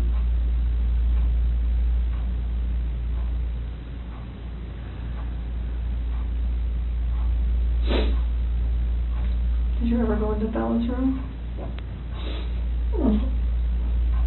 Just put Shanann back in. That's no, when I saw her on the monitor. The way she was laying, the bed just sprawled out. Is that when you packed up their special stuff? So where'd you put them? Get them out there. In the truck. Which part? Driver's side rear. In the passenger compartment? Driver's side in the rear. Right behind my seat.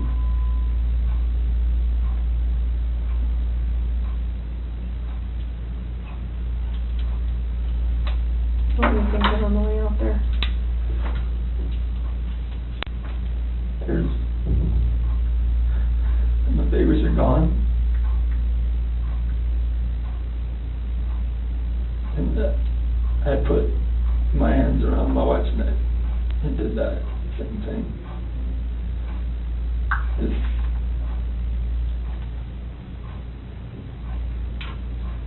Did Shanann fight back at all when you did that?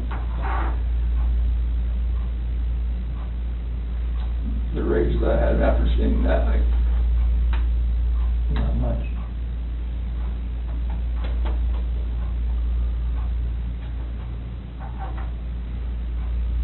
How do you know Shanann was dead? Smooth.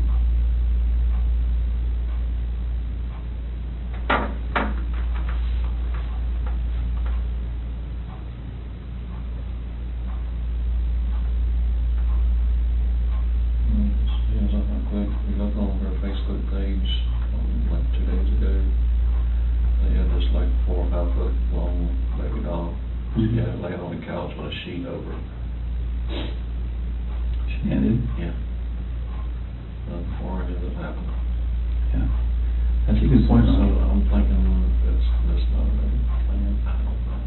That's a very good point. If I can't see it now, I'm blocked on there. If you look on their Facebook page. What did it say, or what was the It caption? said, what do you say to this? Something similar to that. And a tall baby doll about that tall was laying on one of her couches and had a sheet over it across the head all the way up. You can see his feet hanging out. Saying like Bella had done that. The kid went through that. Do you remember that, Chris? What do you think? Just make fun of it.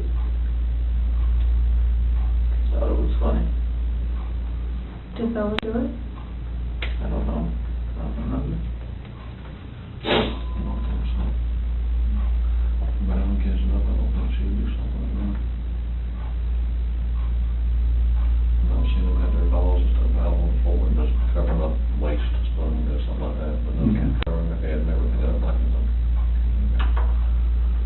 what? Like a body laying there or something.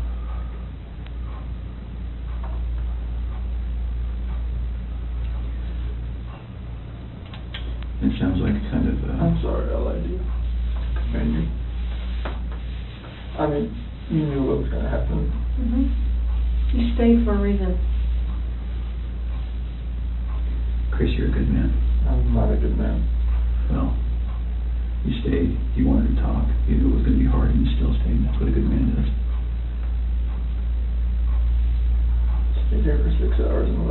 before. I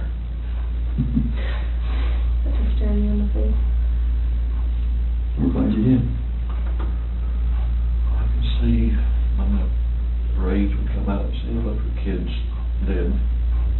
You don't know. You don't know when you look at Jesus come out and see him move.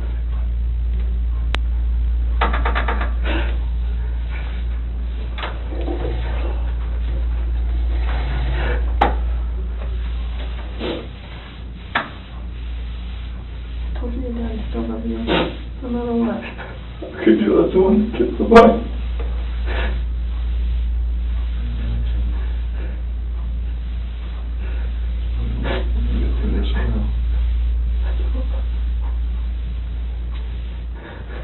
Hey, Chris. Nothing will ever be the same again.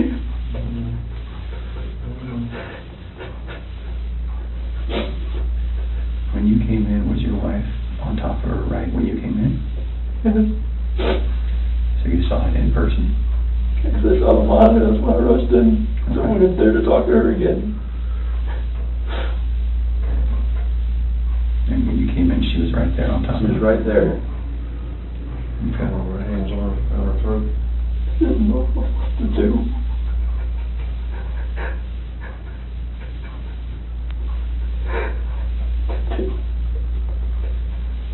Were you trying to save Cece? Already blew in the face. She wasn't moving. Her head just banging over left like that.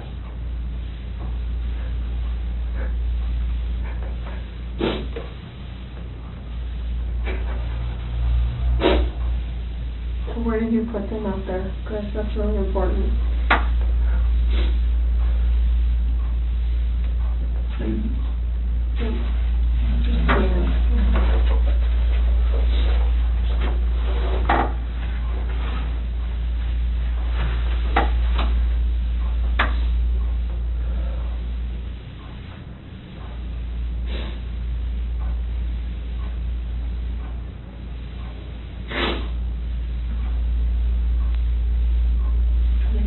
Something, or they under something, in something.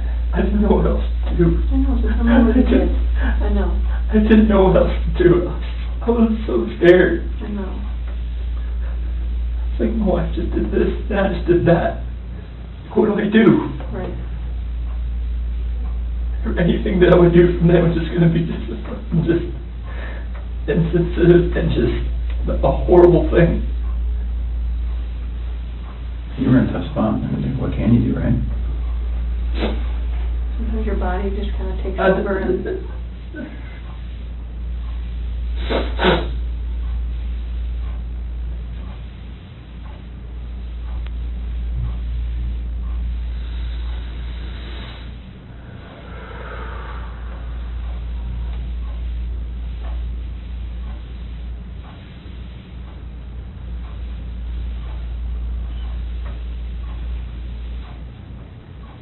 I'm looking at your dad here.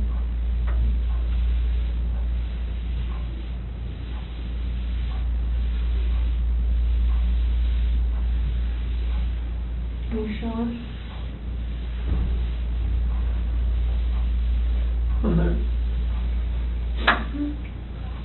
What's going to happen? We're going to help him get out of there. Do you Like, what? Would you prefer that one of your coworkers? Oh my God, no. Okay. I cannot have that.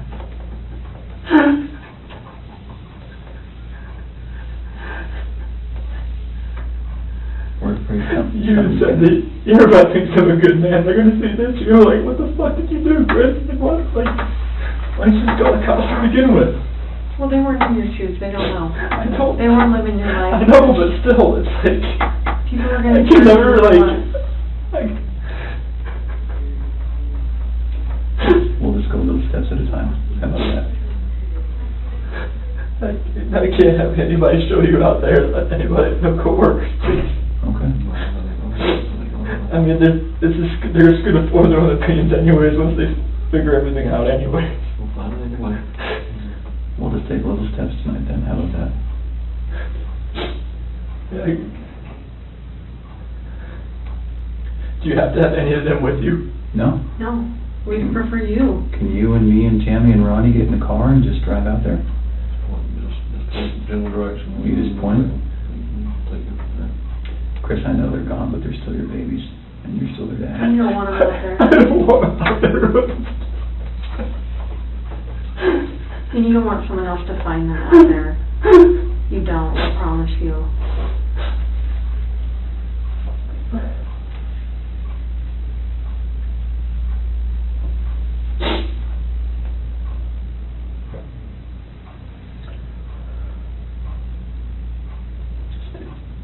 You take us.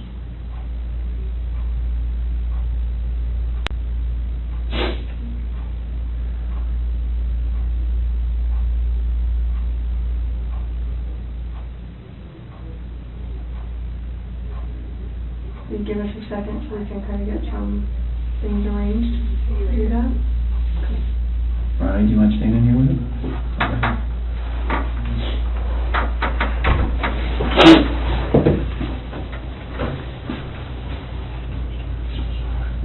What the fuck is this?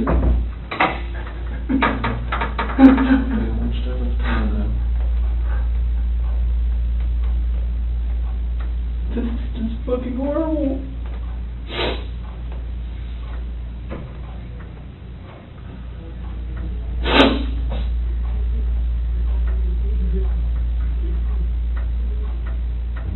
The problem is I don't even know if they believe me or not. Another thing.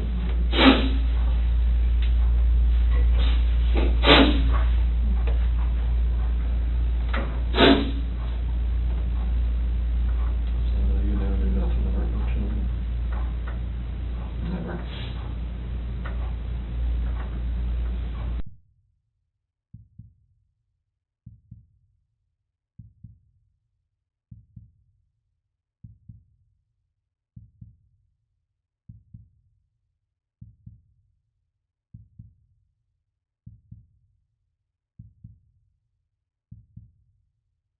Yes. I'm gonna text my daughter after I go to my house before my wife finds out. This ain't gonna be on the news anytime soon, or is it? No, not tonight. I can't imagine tonight, no. I mean, I don't really have much say in that, but I can't see that. Do you want me to take you out to the lobby and you can go to the bathroom and then text your wife and stuff, talk to them? You might want to go outside. Yeah, I'm gonna go outside. Just watch the press people around. Yeah, I'll see who's out there while you're over there. You want your water? You want to take your water with you? Yeah. We're going to try to do our best to make sure that we, we don't stand to gain anything by broadcasting any of this. That's not what law enforcement is ever really about. So we're going to try our best to handle that as discreetly as possible, but they're pretty good at what they do too. So I'm not from around here neither, are you? Or are you? I've only been here a few years. Okay. Yeah. I'm going to find a lawyer or something for, not a public defender, but somebody else. We can talk about that later. Yeah. Get your phone. You got it? Okay. Let's go this way. All right, we'll stop.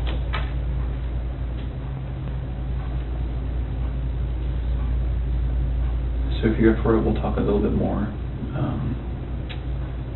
I think we have a picture of, is it Survey 319? I think we have a picture. Kind of walk you through that. I'm sure you have a ton of questions for us about, how your night, month, and week is going to look. So Tammy, I was just telling him, I wanted to show him that picture. Yeah. And then we're going to talk a little bit about how the rest of the night's going to go. That looks familiar to you? What is that? It's the PRC Survey 319. Okay. Whereabouts is Shanann and the girls? How old is this picture? Today. How's today?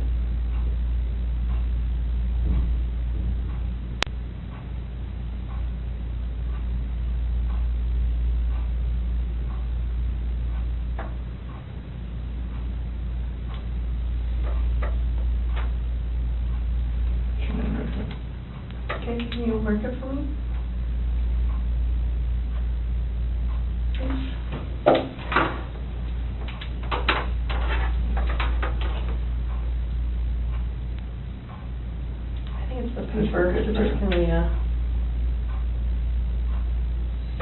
The S for Shanann. Okay. And where are the girls at? Here. In these? Mm-hmm. So which one is, do you know which one?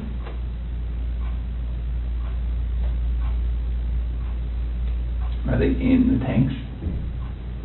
Can somebody who doesn't know what they're doing open those? Okay, it's easy to open What's them. in the tanks? It's a mixture of oil and water.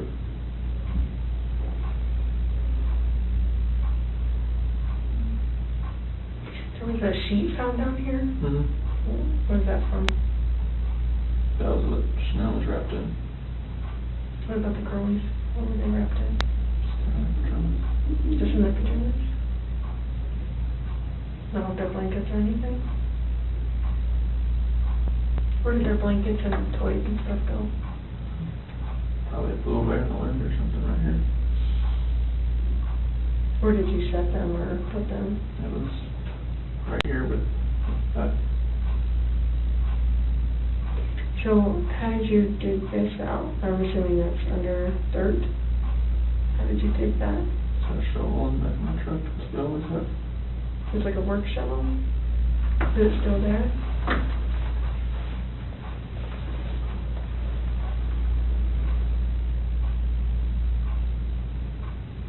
How was Shanann touched? Shirt and underwear.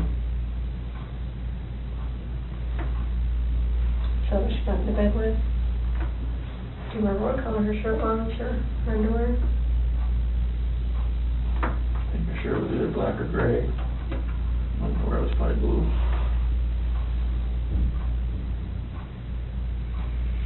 How much time passed, do you think, from the time that she was back in the bed until you put them in the truck?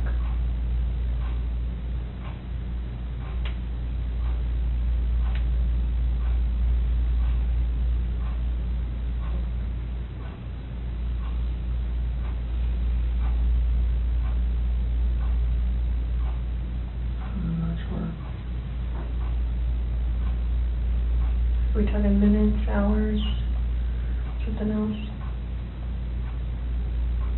From when I left the house. No, like from when you got her into bed to when you put them in the trunk. How long a time was that?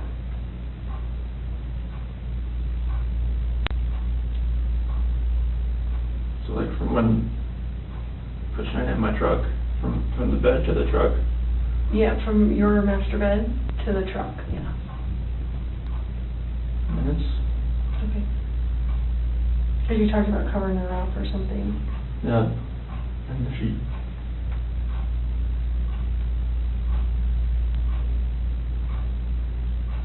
Is there anything else about anything out here that has stuff that you've left in certain spots, or you sure their blankets and toys aren't going to be in there as well? Not because it was right here with their sheet.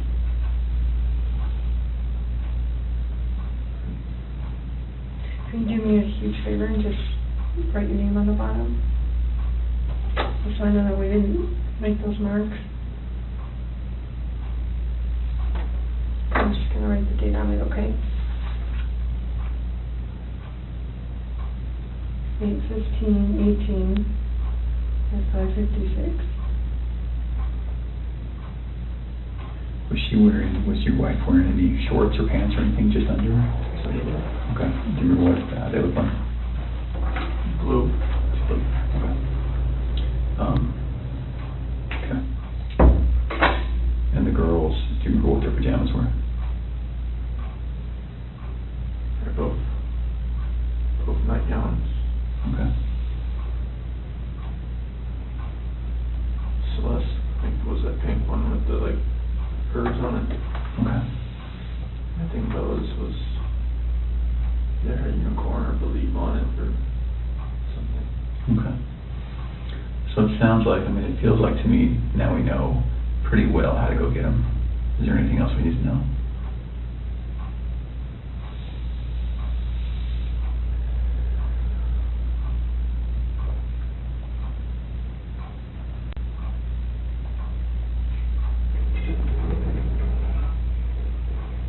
About how to get them?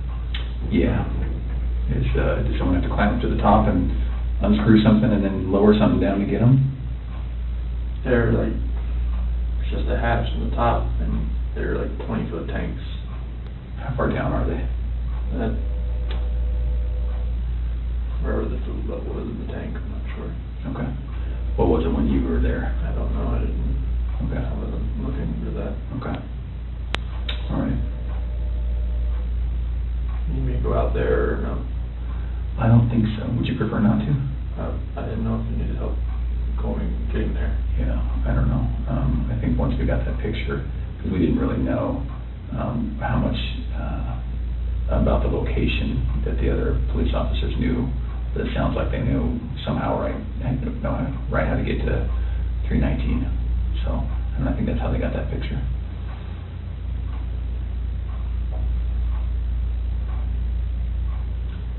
Does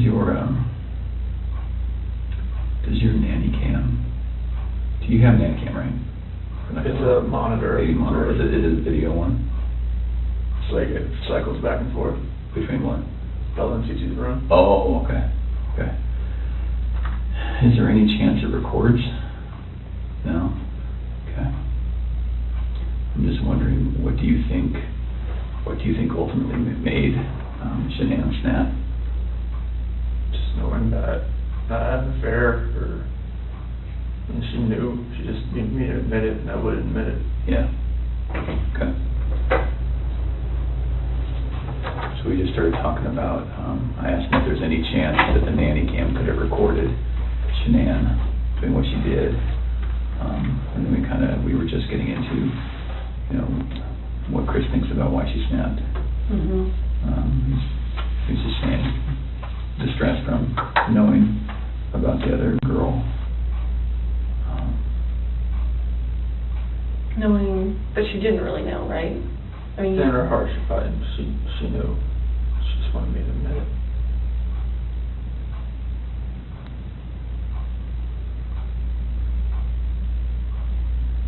Can we talk about a couple tough things?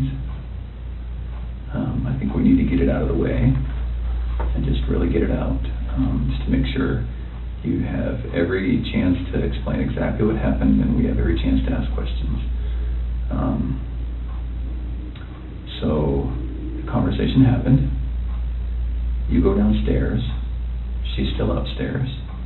And then you see what? I hear this commotion upstairs, just like little noises like that. Okay. Didn't think anything of it.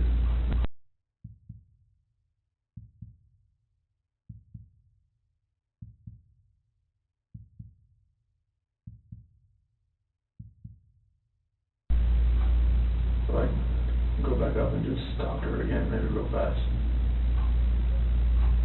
And go into their room, her master bedroom. She wasn't in there. Okay, you went there first? Yeah. And why did you go up again? Just to go up and talk to her again. Oh, okay. So it's not as though that noise made you run up, you just stopped? No, I didn't. It didn't. Okay. Anything to register with me for that. I just looked in the monitor and it was on Bella. And where is the monitor? Where's the screen that you look at? Is it up or downstairs? It's upstairs. Oh, okay, so you go upstairs, look at the monitor. Yeah, everything's right beside the bed. Oh, your master bed. Okay. Yeah, All right. beside the bed. So she's not in her bed. It's still right there. Okay. She wanted to look at it. And then it was on Bella. Her covers were pulled back. She was just sprawled out laying there. And then it cycled over. So like a 3, 4, 5 second interval between when it cycles from room to room. And it cycled over to Cece's room. And that's when I saw her on top of her. That's when I ran in. Okay. So can we talk about, again, it's very, very hard to talk about, but it's good to make sure that we understand. We don't want anything to be incorrect or inaccurate or anything like that. Was your wife on top of Cece? What did that look like? I mean, was she straddling her? Okay. And where were they? In the bed. On the bed. And so your wife was on top. Was she? Doing this? That's when I was walking up from the back. Okay. So you saw from the back? Yeah. Okay. But she was doing this. It looked like it was like this. Yeah, okay. And then was Cece face up, face down, what? Off to the side. Oh, she was laying on her side, okay. And that's when I pulled her off. And okay. She was limp and she was blue. Okay. There was no movement at all. Oh, she was limp and blue, or limping and blue? Limp and limp and blue, okay. It's like her body was like, right. You pick her arm up and sure. it just falls. Okay. And then what happened? I looked at her and I just got on top of her and you got on top of Shanann? Did the same thing. Okay. Did you have to knock her down? No. She was already on the ground? I just pulled her off on the bed. And oh, kind of one movement? Yeah. Okay. So it's not as though you I didn't pulled her off? No. Like I went up, pulled her down and did that. I didn't know. I lost it. Sure. Okay. So Shanann was laying on the ground? On the bed. On the bed? Yeah, like when she was on top of the seat, I saw what was happening. I pulled her, went down on How the big bed. was the bed? What kind of size is it? Full, clean, you know? I think it's it's probably a queen of some sort. Okay. I have a picture of it somewhere, I think.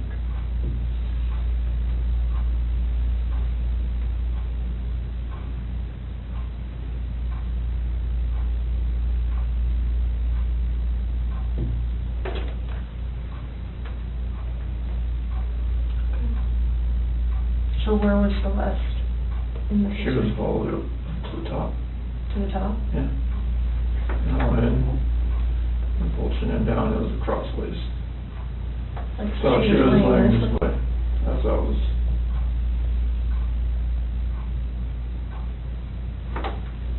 Okay. And that's key room. Mm-hmm. So then, is this picture as you're standing in the doorway to go in? What is that? Is that where? Okay. And then, so were they closer to this side or this side? Cece usually sits in the middle. Okay. And then, so your wife was right on top of her. You could just see that. And then, did you pull her this way or that way, or? So to her head was on this side. Right over here. Yeah. On the left, as you're looking at it. Okay. Did she put up a fight? I lost it so much that it didn't feel like she did. Okay. You're a pretty strong dude. Was she yelling? Was she screaming? Was she talking? Was she scratching you? Nothing? I didn't even feel, I just felt such anger that nothing, I didn't feel anything. Okay. All right. Like if she did, nothing's on me. Was it quick? Was it slow? Was it? I was so numb, it felt like it was over. Fast? Over fast? Okay. Felt like Is it possible her neck's broken? No. So, okay. I've never broken a bone, so I don't know. Okay. All right. Was it a choke like this, or was it like a headlock? A choke. Okay. All right. Can you put your hands out like you had your hands? Like that. Like that? Right. And your wife, you saw her with one hand or two hands? I just kind of from the back, I couldn't really tell. I don't know, she was on top of her. And the monitor's not like color, it's black and white.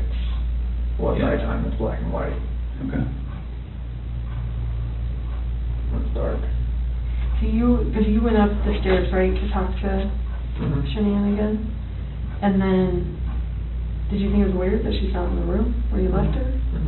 So I walked in and looked around and saw the monitor and I saw Bella. And then switched over to Cece pretty fast, and that's when I saw that. Did you have any inkling that between the time that you finished the talk and the time that you found Shanann choking Cece, you had no inkling she was going to do it? Sure. You both of those kids more than you know. Okay. I mean, people in my family have always said she's unstable. My friends have said she's unstable, but I never would have thought in a million fucking years. Who says she's unstable? my family, my friend Mark, people that have seen her around me. I don't Why have a did- bad picture of her. Well, it doesn't look good. I'm not gonna lie. Looks actually pretty bad. And Is it possible that when we get these girls, you know, Bella, Cece, and Shanann, is it possible when we get them that we're going to see anything other than the cause of death being her hands? No. Okay. And what I mean by that, and I should be very clear, is that it's some of it's hard to believe that your wife did it, I know. right? You can imagine that. I know. Okay.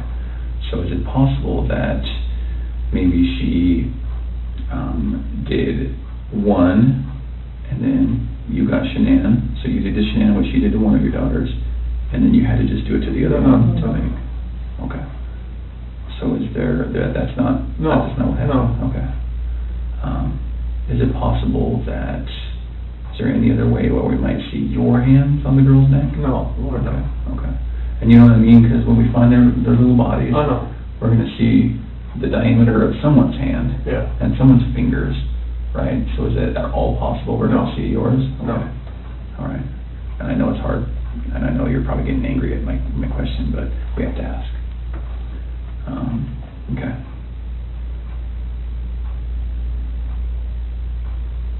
what do you think of that, Chris? Let my family down.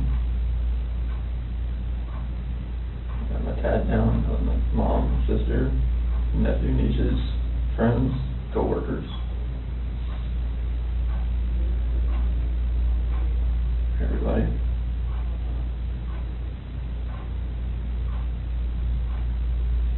Can I ask you another tough question?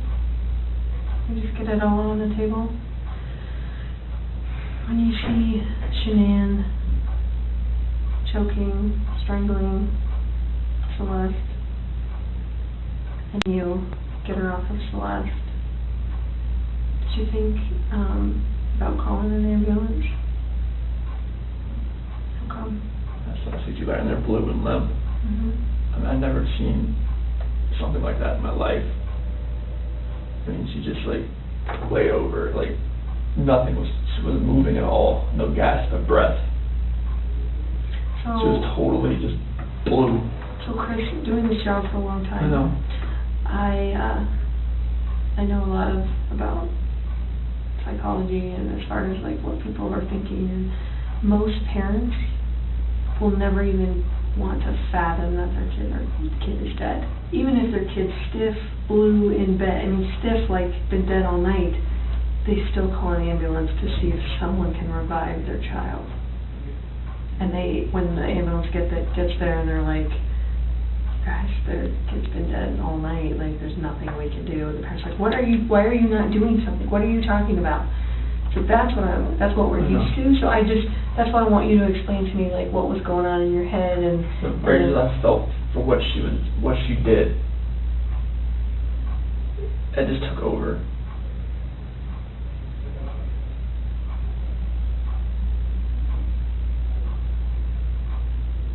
But do you see that? I kind of understand. I see where you're coming from. Most parents would still try and call. I see where you're coming from. Yeah.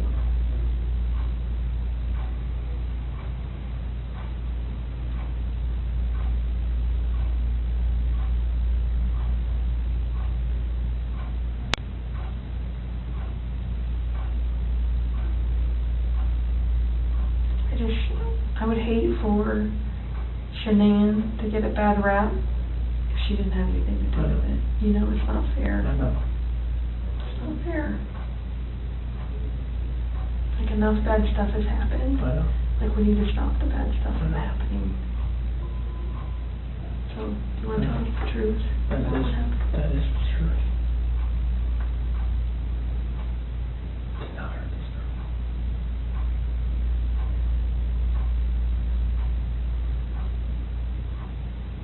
I want to make sure. So you're good with the public knowing that Shanann killed her daughters? I did not hurt these girls. Are you okay with the public knowing that Shanann? Yeah, because I did not hurt these girls.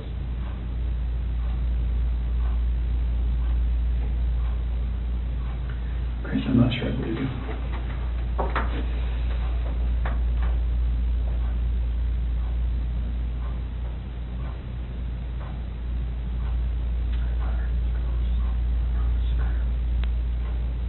I don't think you meant to. I don't think you meant to. I didn't hurt them. You didn't save them either. You know? I know that. I know that. So that doesn't make sense either. None of this makes sense. Nothing like why she would be there. None of this makes sense.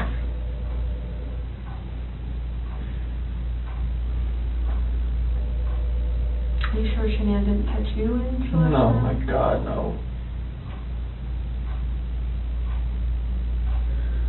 Chris, you can imagine that we're pretty cynical in our jobs, right? And tonight we've had to talk a lot about a lot of things. And don't get mad, but what it looks like is that you found a new life, and the only way to get that new life was to get rid of the old life. And I think that you killed these girls before their mom came home, and then killed Shanann. And that's what we're kind of left, that's what we have to believe, because it just doesn't make sense. I mean, to her point, if I walked in and my kid was decapitated, I'd call an ambulance, right? So knowing there's no hope. It just doesn't make sense. It just doesn't add up. So either you're this monster who says, I just want this young, hot girlfriend, so I'm going to kill everyone and hope it works out, or something. So I think we're very, very close to the truth, but not quite there yet. So if you're not that monster... I'm not a monster. I didn't kill my babies. Okay.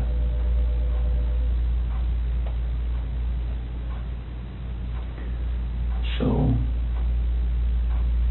tell us what actually happened. I told you what happened.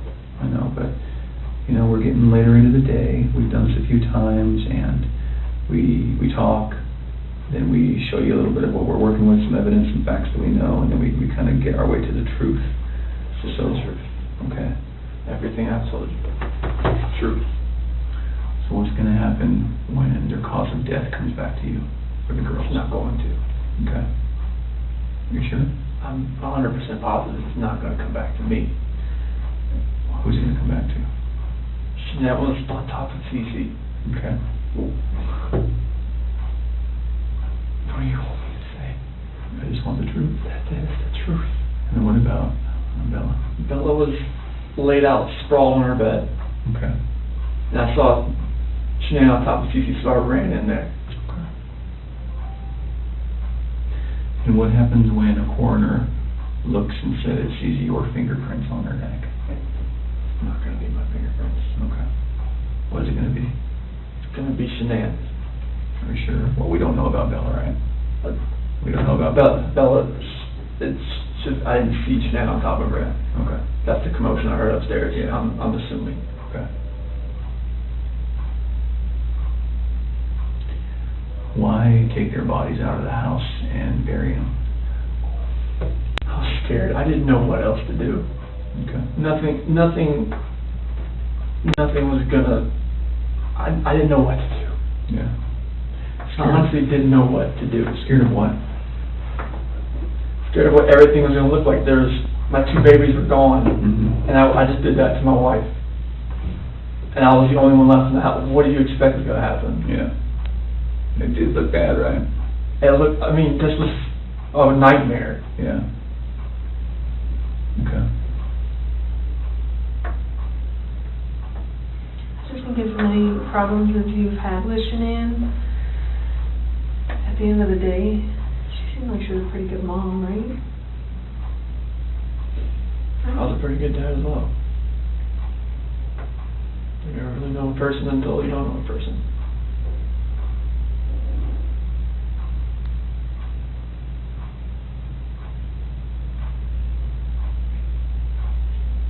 would hate for someone who can't defend themselves, like Shanann and Bella and Celeste. Like, I mean, if you're not being truthful about who took their lives, like, that's on them too. And you don't want to do that to them. I'm not doing that to them. I'm just saying, I mean... No, I'm not doing that to them.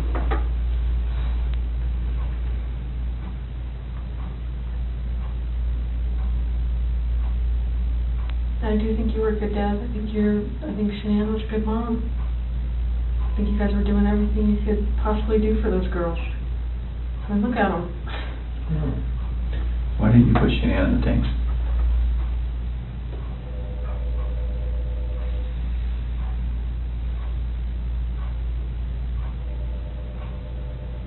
I didn't know what else to do. How far down is she? I don't know, like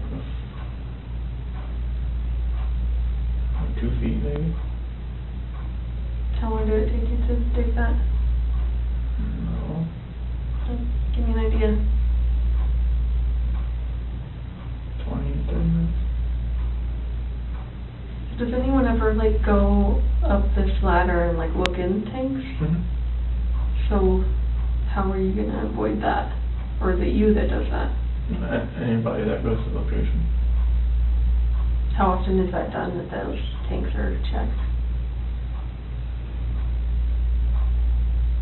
Depends if they're making enough oil or whatnot. I mean, once a week, maybe. So do you want someone to find them? I didn't know what else to do, Sammy. That was the location I was going out to that morning. Anyway. And I didn't know what else to do. So you weren't thinking that far ahead? No. Okay.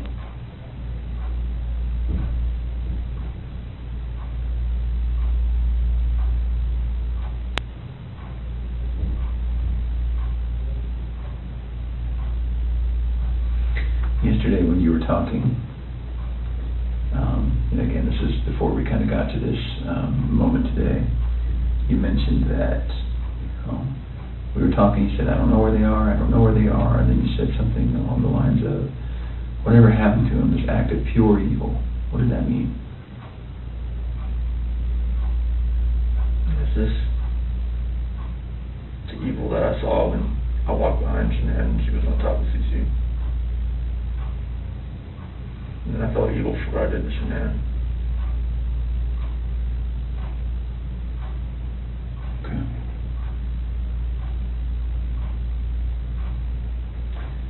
So, one other thing that doesn't make sense to me is, well, I don't know.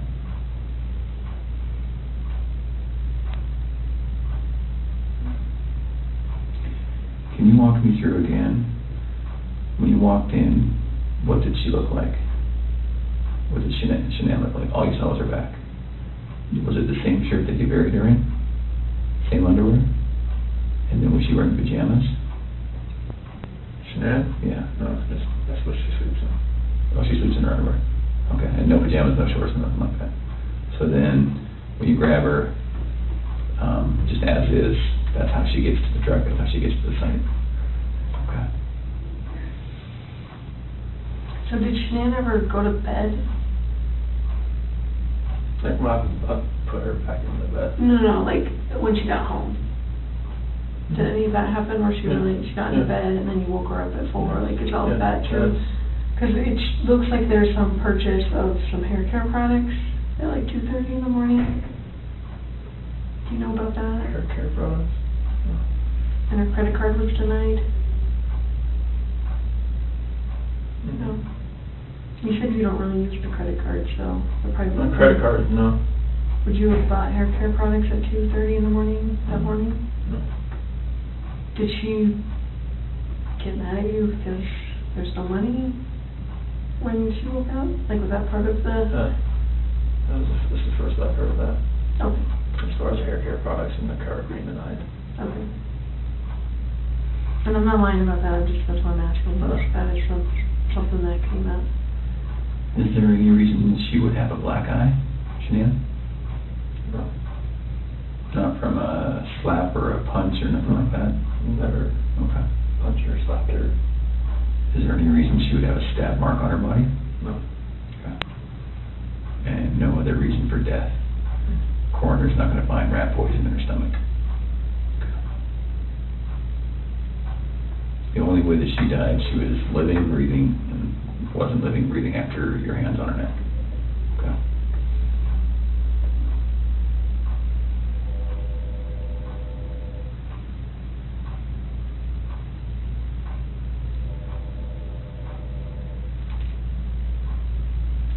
What were you talking to Nikki about before your wife got home? Before she got home, You talked for like several hours. I covered it. I mean, we talked a lot. Just, conversations, and just random conversations. We talk a lot. Does Nikki know about any of this? Seriously. Well, she doesn't know, like, I mean, she knows, like, from the news and everything like that. Anything else? Did you share with her anything? Does she know your wife was pregnant? She does now, and I told her that. She didn't know at the time? How come you didn't tell her? So I was scared too. Felt like, you know, like she wouldn't even like gone on a date with me, and she knew that, so it was... Did she know you were married with kids? Yes. Okay. But just not pregnant? Yes. I told her that, you know, like, we had actively tried before we met. Oh, try to get pregnant. Okay. So she knew that. You can imagine that when we go talk to people going forward, everyone's going to try to distance themselves from any of this. Yes. And so if what's going to happen when Nikki says, no, it was our plan to kill everyone and run off together? She's not going to say that. Okay. We were going to talk to her. Absolutely. I have to. So can we get ahead of that for you? Can we get all of that out right now? I mean, so are you sure she's not going to say, oh, I kind of knew he was going to kill him? No. She's not going to say that? No. Okay. And she's not going to say, boy, we were making plans about buying a house or an apartment. She going to say that? No, like, She she was was just, just, like, once I had my own place, like, we could, you know, like, hang out more. okay. So after the separation, after that dust settled, then you would have availability to go see Nikki. You guys had talks like that? Yeah, I mean, like, she generally liked me. Okay. Please don't put her name out there in the news, though. She's been through enough in her life now. Stuff like that we never try to put out. But I just know, like, the press, if they got wind of an affair, they would drag her through the mud. I don't want that. Yeah. We're certainly not going to try to make that happen. It's vulnerable on any of this. I know, but the press finds ways. That's everything.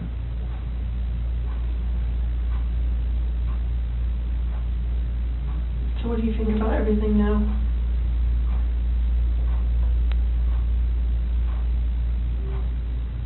Do you feel sorry for what you did? I wish I wouldn't have lost control and got on top of Shannon and did that. And then did that.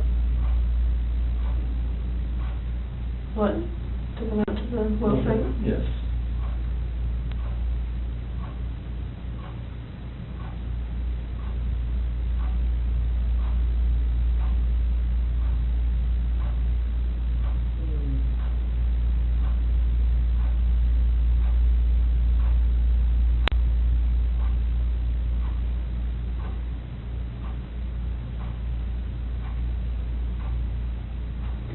So after we look at their bodies, we're going to have a lot more questions.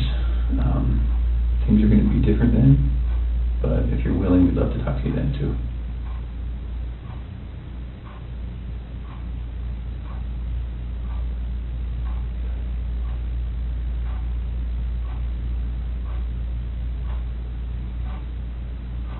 You did really good today, Chris. Really good. I think you had about 24 hours of just a hellish nightmare thrust upon you, and you know, you certainly did what you did, but I think you took a lot of steps to make it better today. Sorry I left you last night, and sorry I left you today. Not okay. I thought you were here for a reason. Well, there's a reason why I came in, because there's a reason why I didn't come in with a lawyer either, so it's like, and it's gonna happen, so. I appreciate that.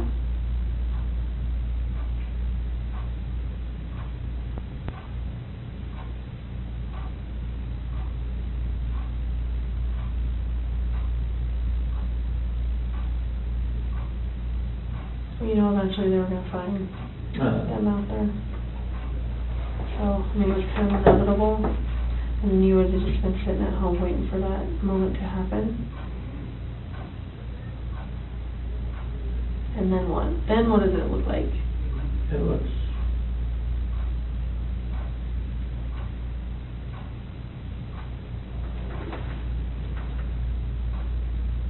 probably just...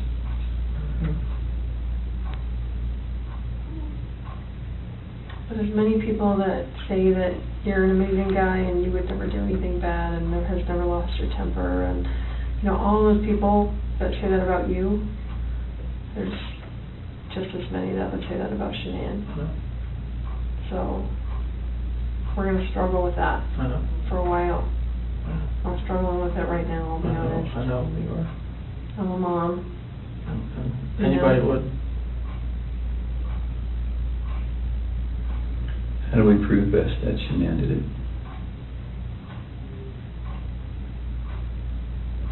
Examine the body, I guess. That's the only thing. We're gonna see her hand marks. The hand marks are not there. Okay. But there are going to be hand marks? Like they weren't smothered, you think? I shouldn't have been smothered, no. And Bella, I don't know, but she was on top of her, and her head was to the side. And there was no pillow on top of her? I didn't see you on the camera off. Didn't see one on top of her, no. Why were there sheets in the trash in the kitchen? Because those are the same ones out there. I didn't know what else to do. I knew eventually this was going to figure out find Shanann. I mean, because... So is she still wrapped in the sheet down in here? It was just laying off to the side. Or maybe the wind took it. So it's right here now? Yeah. It was just next to the side? Like you didn't even try and hide that? I was so scared, I didn't know what to do. Okay. Did someone come up on you or something? No, I mean... Were you afraid they were going to start showing up? I knew they were on their way out there, but I mean, it's a long way out there. So I know, and before I forget, I know that they collected a lot of electronics out of your house, like routers and that kind of stuff. Like that's not going to show that she was using her phone like at a time that you said she was strangling the kids or something, right? Okay. What is the password to like all the electronics in your house? I know there was an iPad. iPad should be 2385. 2385. There's not one for the Apple Watches, is there? Should be 2385. Is that for yours too? 3387.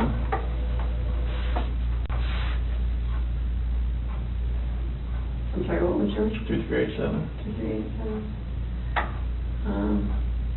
And what other stuff do you have? Is there a router? Like, is there a password for that stuff? Shiny Chair 6. Came with the router. And spell it for me.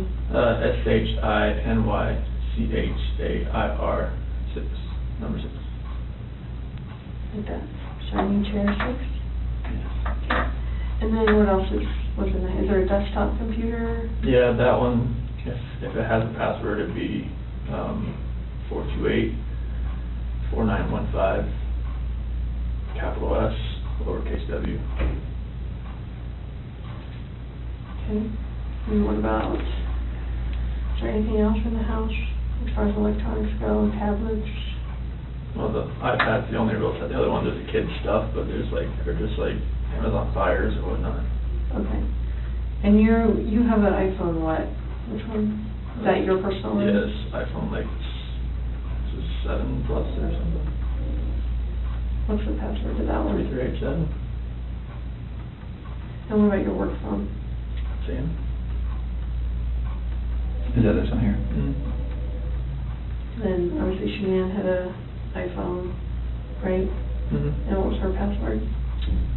So it changed to 013119.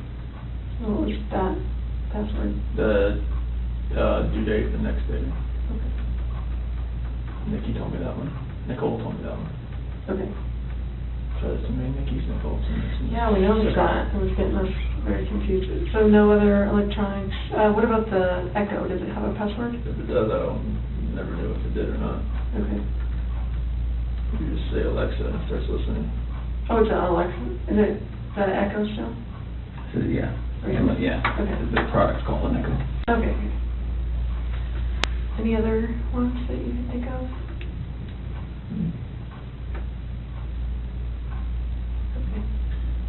Where do you guys bank? Chase in USA. Which one was the, when you went out to dinner with Nikki? Chase. That was Chase. And USAA, is that mortgage? Is that bank? Is that both? Chase is our mortgage lender. Okay. Do you have checking through them too, right? Yes. What do you guys use USAA for? We use that to pay mortgage too, but it's just another, she had that before she met me. Okay. And any accounts that you had personally beyond all of this? Okay.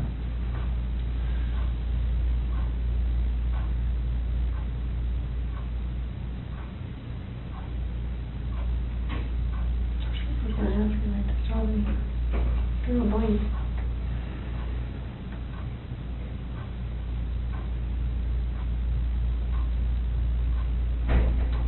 Oh, the security system.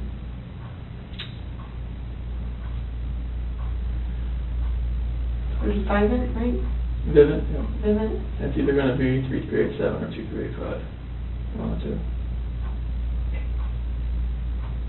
And the passcode, like is Mustang for if you ever have to talk to them. Verbal passcode.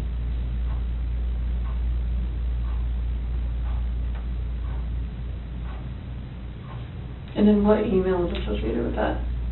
ShanannWatts@gmail.com.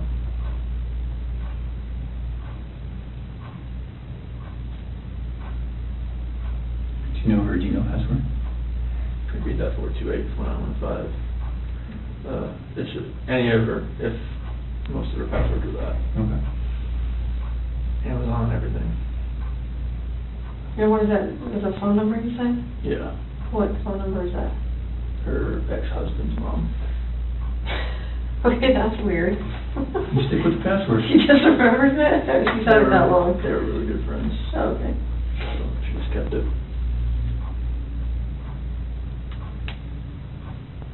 Do you have any other questions for us?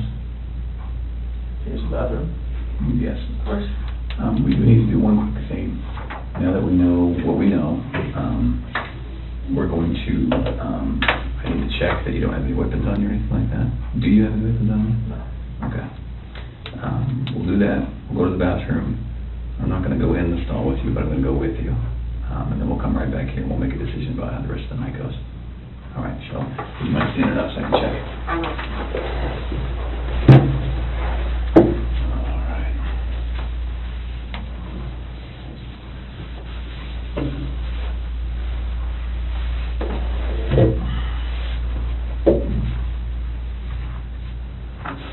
All right, let's go to the bathroom. Okay, so leave this in there? Yes, please.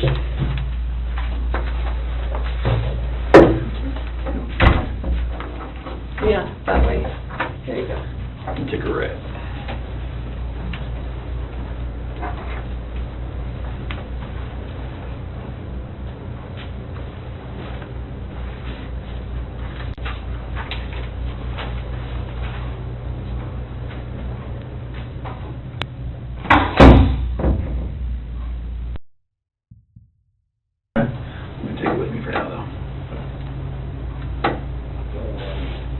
And just for everyone's protection, I'm going to leave that recording. Glasses? Yes.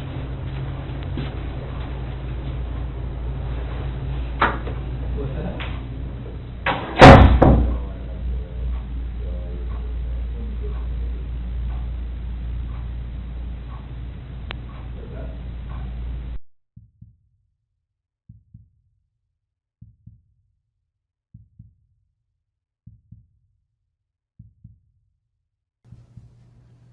I wanted to say thank you for this moment. I want to take a moment to thank everyone who has prayed for our beloved family, who has sent gifts, cards to us from all over the world. I know God will put the evil people where they need to be. I also want to take the time to thank the town of Frederick, Greeley, FBI, the DA's office, the CBI, for exceptional work. We thank Nicole Atkinson, Shannon's neighbor Nathan, and his family.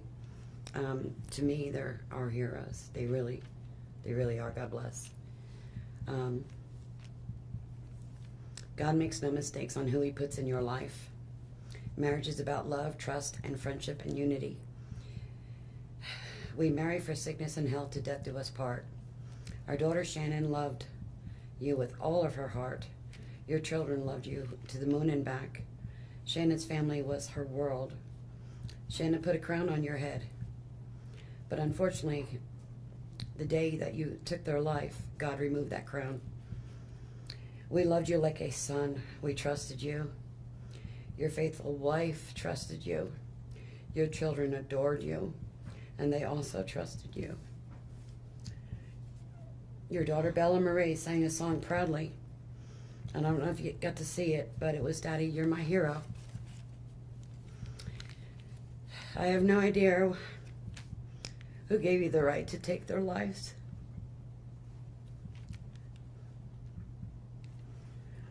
But I know God and His mighty angels were there at that moment to bring them home to paradise.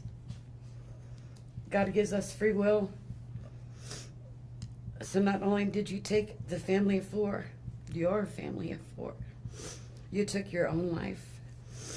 I want the world to know that our daughter and her children were so loved by us. There will always be protected by God and His mighty angels. I didn't want death for you because that's not my right. Your life is between you and God now, and I pray that He has mercy for you. From Shannon's mother, Bella Marie, Celeste Catherine, and Nico Lee's Nana. Thank you, Your Honor. Past 3 months, I barely slept because I've been going through a lot of different emotions because I did not see this coming. You went from being my brother, my sister's protector, one of the most loved people in my family, to someone I will spend the rest of my life trying to understand. What gave you the right to put your hands on a woman, let alone my best friend, my beloved sister, your daughters, and your son? Why weren't they enough for you? In the blink of an eye, you took away my whole world, the people that mattered to me the most. Everything in my life I loved, your children. They trusted you. They loved you. They looked up to you because you promised to keep them safe. Instead, you turned on your family. My blood is boiling as I write these last words because they are the last you will ever hear from me. I can't even think of the right words to describe the betrayal and the hate I feel. And to be honest, you aren't even worth the time and effort it takes to put my pen to this paper. There isn't a day that goes by that I don't cry for my family. They were my whole world. All I do is ask myself why. Why would you do this? You don't deserve to be called a man. What kind of person slaughters the people that love them the most? Did you really think you would get away with this? Did you really think that this was your best option, to throw away your family like they were garbage? They deserve better, and you know it. I hope you spend the rest of your life staring at the ceiling every night, being haunted by what you've done. None of us deserved this. Hearing my mother and father cry themselves to sleep in this hotel room causes me anguish that is beyond words. I can't describe how this feels, how badly my heart is breaking for my poor parents. We trusted you. You have taken away my family from this earth, but you can never take them from my heart. You took away my privilege of being an uncle to the most precious little girls I've ever known. I will never hear the words Uncle Frankie again, but you will never be called Dad again either. You'll never be able to put your hands on another woman, let alone my best friend, my beloved sister, and your son. I just can't comprehend how they weren't enough for you. Shanann, Bella, and Cece loved you more than anyone. You were their hero. How could you destroy the people who loved them the most? I pray that you never have a moment's peace or a good night's rest in the cage you'll spend every day of your life in. A cage you are privileged to live in because my family isn't evil like you. We begged the district attorney to spare your life because despite everything, we believe that no one has the right to take the life of another, even someone like you. I feel sorry for your family. I know the pain that they must feel knowing that they can't hug you, because that's how my mother, father, and I feel every time we cry for our family. Nothing hurts more than watching or hearing my family weep for their loved ones. I just wish that I could tell that you would tell the truth, but I know that that is asking for more than you are capable of. I stayed up all night writing this statement. I don't sleep because of you. My life will never be the same because of you, but at least my conscience is clear. I get to live free, but I can't say the same for you. I haven't slept in 2 days because I've been anxiously waiting for this moment, the moment I get to tell you how I feel, how this has affected my family and I. My family and I can finally grieve after today. If anything, we will come out of this stronger today than we were before, and we will continue to pray for your family. Sincerely, Frankie Rusick. Thank you. Just wait. Hi guys, say What's hi, going Bella. We gotta get you dressed, kid. I Look know, what Bella's right? eating. Bella's eating some of the ingredients. She got a nice little bowl of chocolate chips. Look at that. What is that, Bella? Can you show them? What is it? Is it chocolate? Is it chocolate? It's chocolate mini morsels, right? Yeah, good job. So she's been eating my peanut butter and the chocolate morsels so far today. So we're gonna let a few more people hop on, and then we're gonna get cooking here, and we'll explain to you what we're cooking up over here. So, Yeah, welcome to the 12 days of Christmas, Lavelle Day, and even though I like to claim that I could probably cook, I can't at all. So I'm gonna let my wife do all the cooking. She's gonna make up some Thrive Bites for us. and I'm gonna go wash my hands real fast. Uh-oh. She's gonna leave me here alone. Oh, we got some people joining. Bella, look. Got people looking at us. Say hi. Wife's gonna be making up some Thrive Bites here in a second, so make sure you hop on and join us for the 12 days of Christmas. Bella's got some chocolate chips. I need a Lavelle apron. They're All probably right, make guys. Hey, Michelle. Hey, Amanda. Bella's showing you what she's eating. She's eating the ingredients. She's been eating the ingredients since I've been getting them prepared. So we're gonna make Thrive Bites today. Chris didn't want to go on live doing it because he didn't want to mess anything up. Not that you can mess anything up with Thrive Bites. It's so simple. Except for today, we're gonna double the recipe because we love the Thrive Bites. When you are craving something to eat, or junk food or whatever, you just pop a Thrive Bite and it fills you up, and it's really delicious. Thrive Bites, right? Good job, Bella. My little helper right here. So today, I will post in the feed the Thrive Bites. Bella, shh. Will you turn it down for me, please? So I'm going to post in the thread here today on how to make Thrive Bites and the recipe. So basically it calls for 1 packet of your lifestyle mix. Now you can use any flavor. I'm going to use vanilla here today. And hold on, honey. It calls for a cup of oats, a half a cup of peanut butter. Hi, Bonnie. Hey, Corey. Look at Bella. A half a cup of mini morsels. Now, I'm doubling the recipe, but still want to keep the calories down, so I'm only going to still do a half a cup of mini morsels. It does also, you can add anything into it, like coconut, peanuts, walnuts, whatever you want. It's up to you. You also add a 1/3 cup of honey, a half a cup of ground flaxseed, and a teaspoon of vanilla. I don't know if I mentioned peanut butter, but also half a cup of peanut butter. Again, I'm doubling the recipe, so everything I'm doing here today is going to be double. Hey, Madison. Take care of my dad while he's there with you this week. All right, guys, sorry. So first I'm going to add my oats. These are so good. We can't keep them in the house. So then I added, the mini morsels.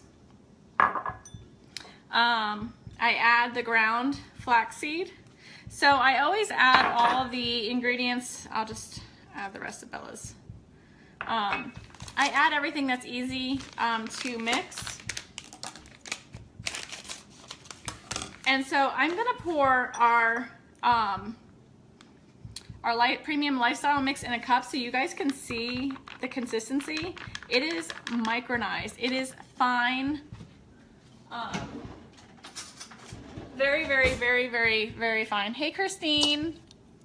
So if you guys, probably can't see that way here. So if you can see how finely micronized it is. I mean, literally it's thinner than powder. I mean, flour. I don't know if you guys can see that very well. So, hey, Mandy. So the Thrive Premium Lifestyle Mix is so fine. I mean, it's very, very, very fine. Let me find the other one. So you add 2 of those because, like I said, I'm doubling the recipe. Hey, Sharon.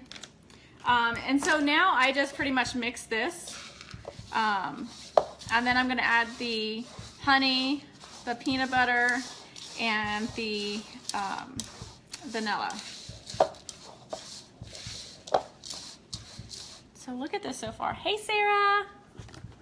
So look at our little fried bites so far. They're no bake, super simple, super delicious. Like I said, like I'm going to Punta Cana in February, and I need to continue to, where'd Bella put my spoons? Hold on, guys. I think she took my, hold on.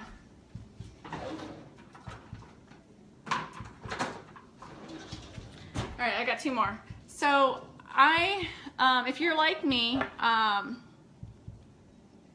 yes, Michelle, they're super delicious. So now I'm gonna add the honey. So I'm going to Punta Cana in February, and as much as I want to get into the gym, and I'm working on trying to find the time between work, you know, being a stay-at-home mom with the 2 girls, life and everything, it's really hard to get into. I just added the vanilla, sorry. It's really hard to get myself into the gym as much as I really want to. I've been doing some kind of like mini workouts at the house, like squatting and things like that, but it's hard for me to get to the gym. And being a stay-at-home mom during the day and working overnight shifts, you tend to snack a lot because you're always around food, and you know, whatever happens, you know, the kids are eating snacks, you jump on snacks. So this is my way of making my own snack, that instead of me grabbing a fruit roll-up or a bag of chips or any of that stuff, I just grab one of these, and I've made my own for the kids too. So they have their own little protein bites Bella loves. So now that all my ingredients are in here, I'm just going to mix it up really good. And as you guys know, messing with peanut butter, it's fun. So, sorry, I don't like a mess when I'm cooking. Not that I'm cooking. I know, Bonnie. So Bella does squats with me at the house because, you know, we all gotta work up the backside, right? So I am doing squats at the house, and it's super funny because she tries to do them with me. And so here comes Cece, the sumo wrestler, doing squats in my living room because she literally looks like a sumo wrestler when she's doing them. Yeah, Mandy, so that is my favorite side effect. And you know, the thing is, it's not a weight loss company. And as you know, I use you as an example because you are super skinny when you started Thriving. And so like, it's not a weight loss company, but you know what, with anything you can do, you can manage your weight, you know, with just the small things that you do with cutting out junk food. Like that's what has happened with me when I started the Thrive experience, is I no longer crave a lot of the junk foods as I used to crave. And being lazy from, sorry, I'm getting another spoon. Some of the filling in your nutritional gaps and craving more water, which is all I used to drink before, but I really crave a lot more water now. And on top of that, like, I'm literally eating better. So that's really huge. You got to take care of your body. You got to eat better. I'm changing the spoon because of the peanut butter. Hi, Carrie. So we're making mini Thrive, or not mini, but Thrive Bites here. So my hands are washed. Sometimes, when you're in the kitchen, you just stick your hands in there. With the heat of your hands, it helps to melt the peanut butter a little bit, and so it kind of makes it easier to manage, so to speak. And then we're just going to literally roll these into balls, whatever size you like. I like to do them in like little minier sizes. So, and I'll kind of demonstrate here. Let me get this.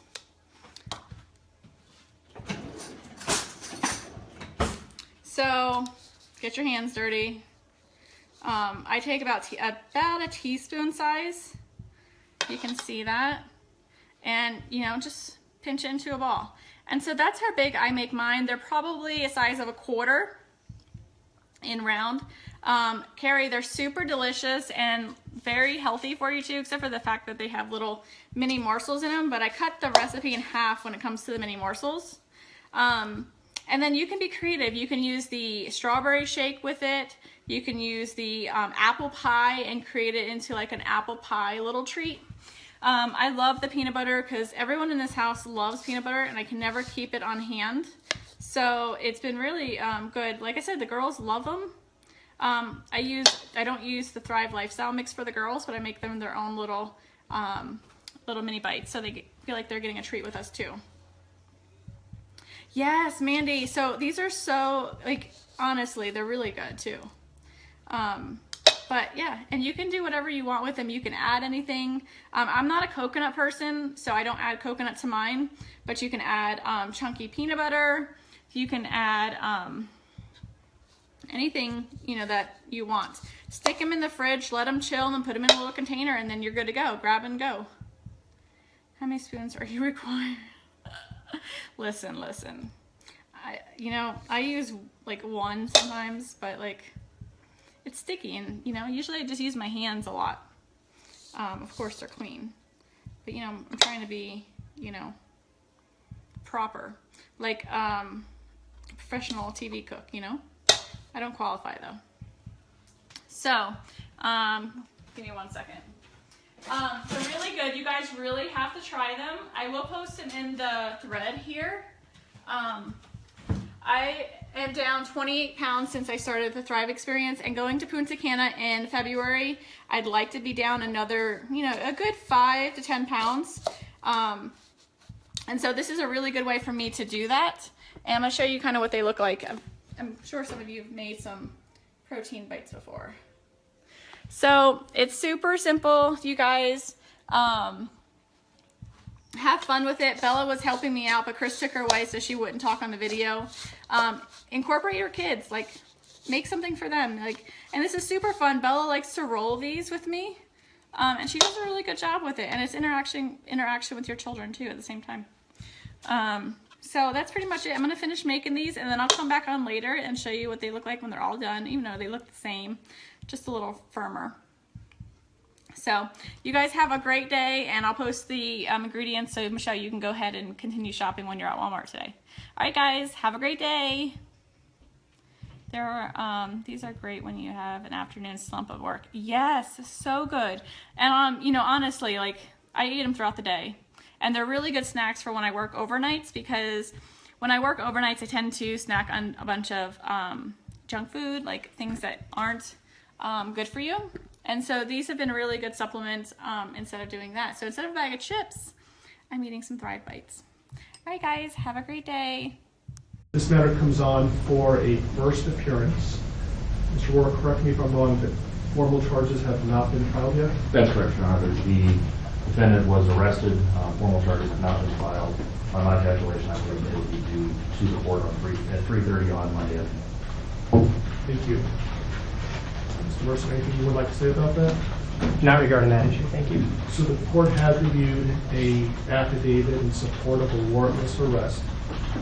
The court has found probable cause for the arrest. Specifically, I see that Mr. Watts was arrested for 3 counts of first-degree murder, each a Class 1 felony, and 3 counts of tampering with a deceased human body, each a Class 3 felony. Again, these are only charges that are named in the affidavit in support of a warrantless arrest. It's the district attorney's office who will ultimately decide what charges, if any, are going to be filed. And Mr. Merson, would you like me to advise your client of his rights pursuant to Rule 5? Yes, please. Thank you. So, Mr. Watts, I would like you to listen carefully to the rights that you have, okay? Thank you. And so first, you don't need to make any statements. Any statements you make can and may be used against you. Do you understand? Yes. You have the right to counsel. Do you understand? Yes, sir. If you are indigent, you have the right to request the appointment of counsel or consult with a public defender before any further proceedings are held. Do you understand that? Yes, sir. And Mr. Merson is the head of the public defender's office, and he is going to represent you today and potentially in the future. Do you understand that? Yes, sir. Okay. Any plea that you make must be made voluntarily and not the result of undue influence or coercion. Do you understand that? Yes, sir. Right now, charges have not been filed, so this is a limited advisement. I intend to bring you back next week once formal charges are filed on Monday, so I can give you a full advisement. But I will tell you that at this point, the court is not authorizing any bail. Once I know what the official charges are that are filed by the district attorney's office, I'll inform you the nature of the charges. If charges are filed, you have the right to a jury trial, and you have the right to demand and receive a preliminary hearing within a reasonable time to determine whether probable cause exists to believe that you committed any of the charges that are filed by the district attorney's office. Do you understand that? Yes, sir. I believe that your lawyer has filed about 16 or so motions on your behalf, including a request for a preliminary hearing. Do you agree, Mr. Merson, that that time period, that 35 days to have a preliminary hearing, doesn't begin until your client appears in court next week once formal charges are filed? I agree. And I have not seen, correct me if I'm wrong, a proof positive, presumptive, great written motion by your office. Not at this point, Judge. Okay. Okay. And so would you like me to further advise your client of any additional rights? No, thank you. Mr. Rourke, what kind of conditions, if any, are you requesting for the protection order given the circumstances? Judge, I'm going to defer to Mr. Wren. Mr. Wren? People are simply asking for the standard protection order under Title 18 at this point, given the deceased nature of the victims. And I assume based on the no bond hold, the issue of possessing or having access to or control over a firearm or any ammunition is a non-issue until and if bond is authorized. That's correct. Thank you. So, Mr. Watts, I am going to issue a protection order pursuant to Colorado Revised Statutes 18-1-1001. It's going to state that you not harass, molest, intimidate, retaliate against any witness involved in this case. Do you understand that? Yes, sir. If you were to violate the mandatory protection order, it's a Class 1 misdemeanor. Do you understand that? Yes, sir. And could we talk about some of them? I realize that things are happening very quickly. Motions were filed today. There hasn't been a lot of time to object or to file responses. Mr. Merson has filed a number of motions, some of which potentially may be time sensitive. My intention is for the parties to come back to court next Tuesday so I could advise Mr. Watts of his formal charges that are filed no later than 3:30 on Monday. So I'm not sure if I'm going to be requiring the prosecutor to file a response between now and Tuesday, or whether we can resolve some of these issues now. For example, the preservation of certain evidence, like police notes, handwritten notes, like touch DNA evidence, things of that nature. Your Honor, I think we can address some of these pretty quickly, but certainly not all of them. We would be asking for time to file a written response to some of them. Yeah, I'm just concerned about the time that elapses between now and Tuesday, and I want to make sure that the evidence that's being requested to be preserved is preserved. Understood. So for example, can you, any objection for me to order that all law enforcement, both state and federal, that were involved in this case, preserve their handwritten notes? Any objection to that? No. So I will grant that request. Did you read Mr. Merson's motion with regard to touch DNA? I believe that was filed under seal, and I have not seen it. It was suppressed, so they should have had access to it. Gail, Christy, can we print out a copy for Mr. Red? Again, I appreciate the fact that this happened very quickly, and so let me get you a copy of that, a hard copy of that, and then you can review it and let me know what your thoughts are. Is there an autopsy that's scheduled to be conducted in the near future? Not yet. It was a 16. 16? Yes. And while we're waiting, Mr. Merson, I noticed that... Actually, I'm sorry to interrupt you, Judge. It was D17. D17? Yeah, sorry. So I see that your motions are numbered, but I'm missing 9 through 15. Yeah, I basically counted them and then started off. There were some other people in my office that had filed those other pleadings and not numbered them. I just want to make sure I'm not missing something.